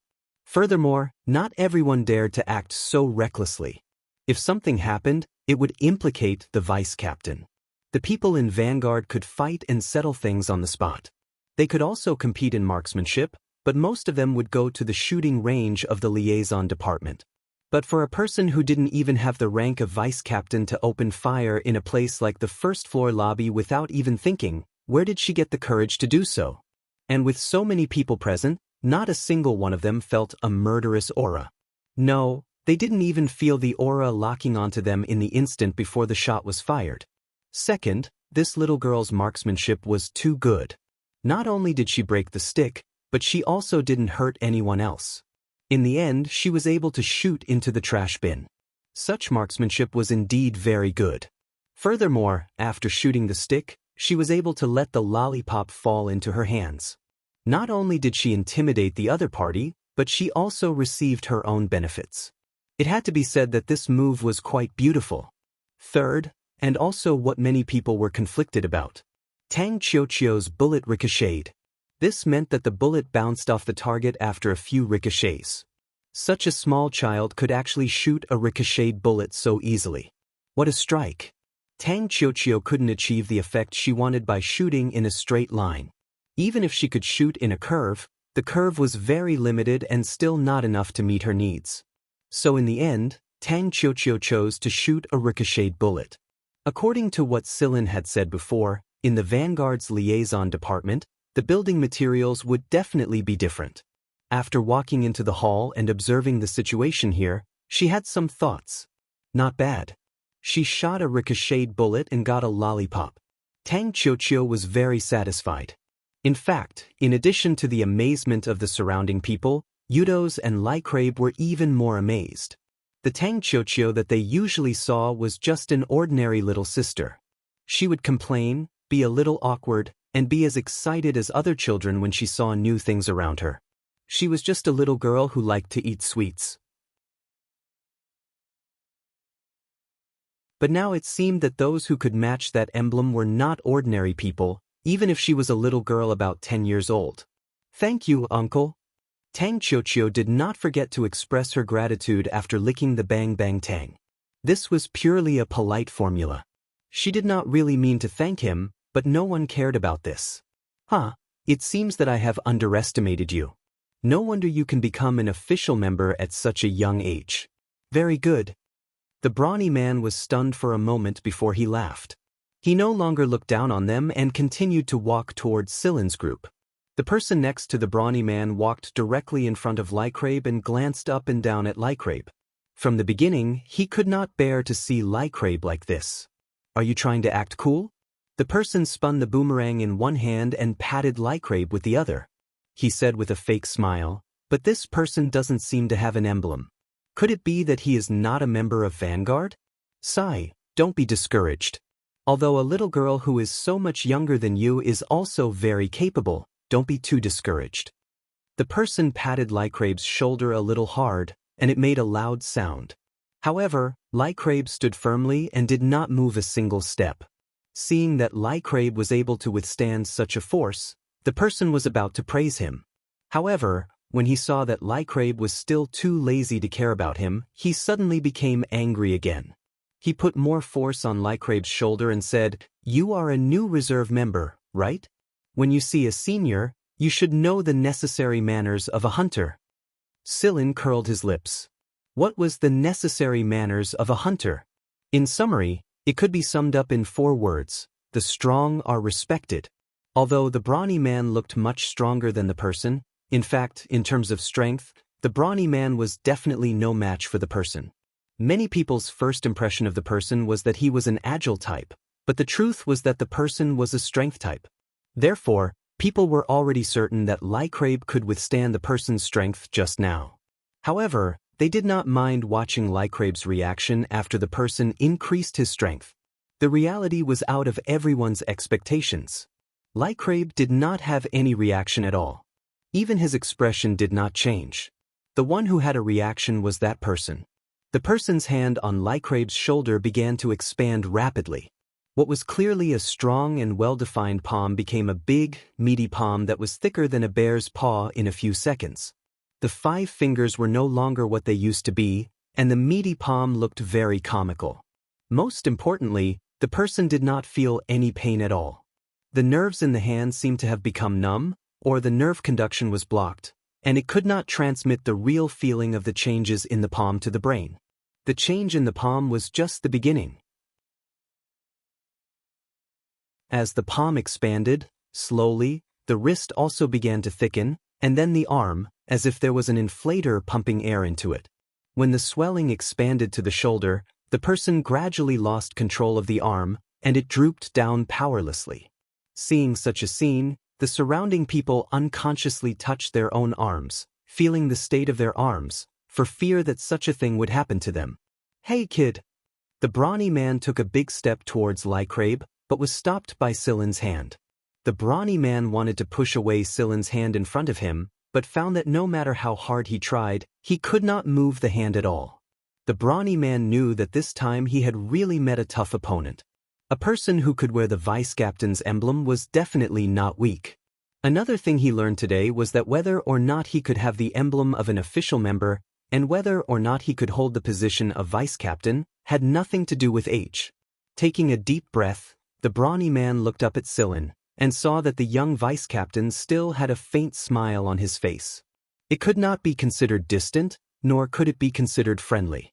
The good thing was that there was no malice or disgust towards their provocation.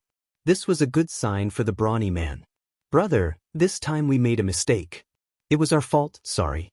I hope you can help solve this, my brother's problem." Sillin looked at Lycrabe, and Lycrabe shrugged. "It's okay, it will be fine in a while. It won't affect his body." Sillin turned back to the brawny man and said, "Then it's not a big problem, it's just a small prank. Don't worry." "Don't worry? Don't worry my ass. If your hand was in such a state, would you still be able to keep a straight face?" The brawny man and the other person felt bitter in their hearts. Was there such a prank? If they saw this guy in the future, they would definitely run as far away as possible. However, for Sillin, he had seen people with swollen arms who still had a playful appearance. For example, Andriara's eldest son, Lung. Indeed, as Lycrabe said, the swelling of the man's hand was limited to his shoulder and arm. After 2 minutes, the swelling began to slowly subside, and after 5 minutes, it had returned to its original shape. Although there were still some wrinkles on the skin, they would soon disappear. The man turned over his hand and looked at Lycrabe with a strange expression. "You can't be one of those high achievers who specializes in this area, right?" Seeing that the man's attitude did not have the resentment of the small eyes, but was rather calm, Lycrabe did not put on a face and smiled. "No, I haven't even received intermediate education." That was even more terrifying. everyone thought. To be able to reach such a level by relying on himself without even receiving intermediate education, he was either a genius or a freak. Wouldn't he be even more powerful if he received higher education in the future? Or if he didn't receive higher education, he might even be able to publish some results in electronic pharmacology journals with high contribution points if he continued to ponder. It seemed that the people from the 6th Division were quite capable. How did the 6th Division manage to find such a talent? Just when everyone was thinking about it, a woman in her 20s who had been watching the show from the front desk smiled and walked over. Her perky buttocks that were wrapped in a short skirt swayed rhythmically with her steps. However, when the other hunters saw this woman, they quickly looked away and started to talk about a random topic. It seemed as if they did not notice what was happening here at all. The burly man and his companions smiled awkwardly and ran away. Before they ran, they mouthed, "Be careful." It seemed that this woman had a special status here and would not be easy to deal with. However, contrary to what everyone thought, the woman who walked over said with a warm smile, "You are Silin Wees, Tang Chiochio, Lycrabe, and Udos, right? Senior Bart just told me to treat you well. The restaurant has already prepared your meals. If there's anything else you need, feel free to ask. I'll bring you there." After saying that, she made a please gesture. The behavior of the female boss on the first floor of the liaison department, who looked like a beauty from afar but was actually a ferocious bandit, made everyone's jaws drop. Since when did this female bandit become so polite? Someone counted with his fingers. The female boss had mentioned 5 names, so there were only 4 people in the group. Where was the last one? In fact, Hui Mao was sleepy after drinking his fill at the dessert shop. He had been sleeping on Silin's shoulder. As long as it wasn't a big deal, he wouldn't even bother to lift his eyelids. Silin felt that this woman was quite interesting. Even though she said that Senior Bart had informed them in advance, she still watched the people around them provoke them and only came out after watching the show. As expected, this was how hunters dealt with each other. The woman glanced at Hui Mao, who was sleeping on Silin's shoulder, and said with a smile, "We've specially prepared some fish. There's steamed, fried, boiled, fried, and braised." Yes, fish was a big deal. Therefore, Hui Mao's ears caught the right keywords. He slowly woke up, stretched, and yawned. "I'm hungry. Let's go eat." The woman covered her mouth and laughed. She said to Hui Mao, "How does Wees feel about this place?" "Feel?" Scratching his ear, Hui Mao said lazily, "I don't know. I'm asleep." Everyone, as expected, he was completely ignored. After the woman brought Silin and the others to the restaurant, she was pulled by someone when she came out. The person asked carefully, "Hey, boss, who are those people?" Even the first floor's boss didn't have to be so polite to the team leader. The woman shrugged helplessly. "I can't help it. Senior Bart has personally told me to treat them well. I can't cause too much trouble." The person who had come came to a realization. So it was Senior Bart. No wonder boss didn't cause any trouble today. He just watched the show. Speaking of which, after Silin quickly finished his food, he requested to speak to the people in the 6th Division. The person in charge of communication was clearly prepared. He directly contacted the main control room of the 6th Division and told Schotten that he had returned with 2 recommendations. Schotten was obviously very happy. However, there was still some worry in Silin's eyes, so he asked Silin to meet up with them as soon as possible. There were important matters to discuss. After ending the call with Schotten, Silin thought about the worried look in Schotten's eyes. It was clearly related to the mission that Bart had mentioned. After thinking for a while, Silin contacted the control room of his team's starship. When the call was connected, the first thing that appeared was Carrie's big face. "Silin, I've missed you so much." "No, let's do it again." "Vice Captain Silin, we've missed you so much." Silin had the urge to kick him right now. Before Silin could say anything, Carrie continued to speak excitedly, "And my dear Wees, cute Chio, I've missed you so much." Someone was squeezing Carrie from the side, and it was Xiao Shang's voice. Do took the opportunity to jump in front of the communicator, but was flung away by Carrie by the tail. It clung to the entire communicator panel and refused to budge. he continued to shout excitedly, "Qiuqiu, your eggs have hatched." "Really?" Tang Qiuqiu's face was almost completely covered by the communicator. She couldn't wait. "You're tuning in to the Passion Pages YouTube channel. We're so grateful for your support, and don't forget to subscribe to join us on this incredible journey through captivating stories. Your generosity through donations truly makes a world of difference, as it's the primary source of revenue that allows me to expand and enhance this channel for you. Thank you from the bottom of my heart for being a part of this adventure.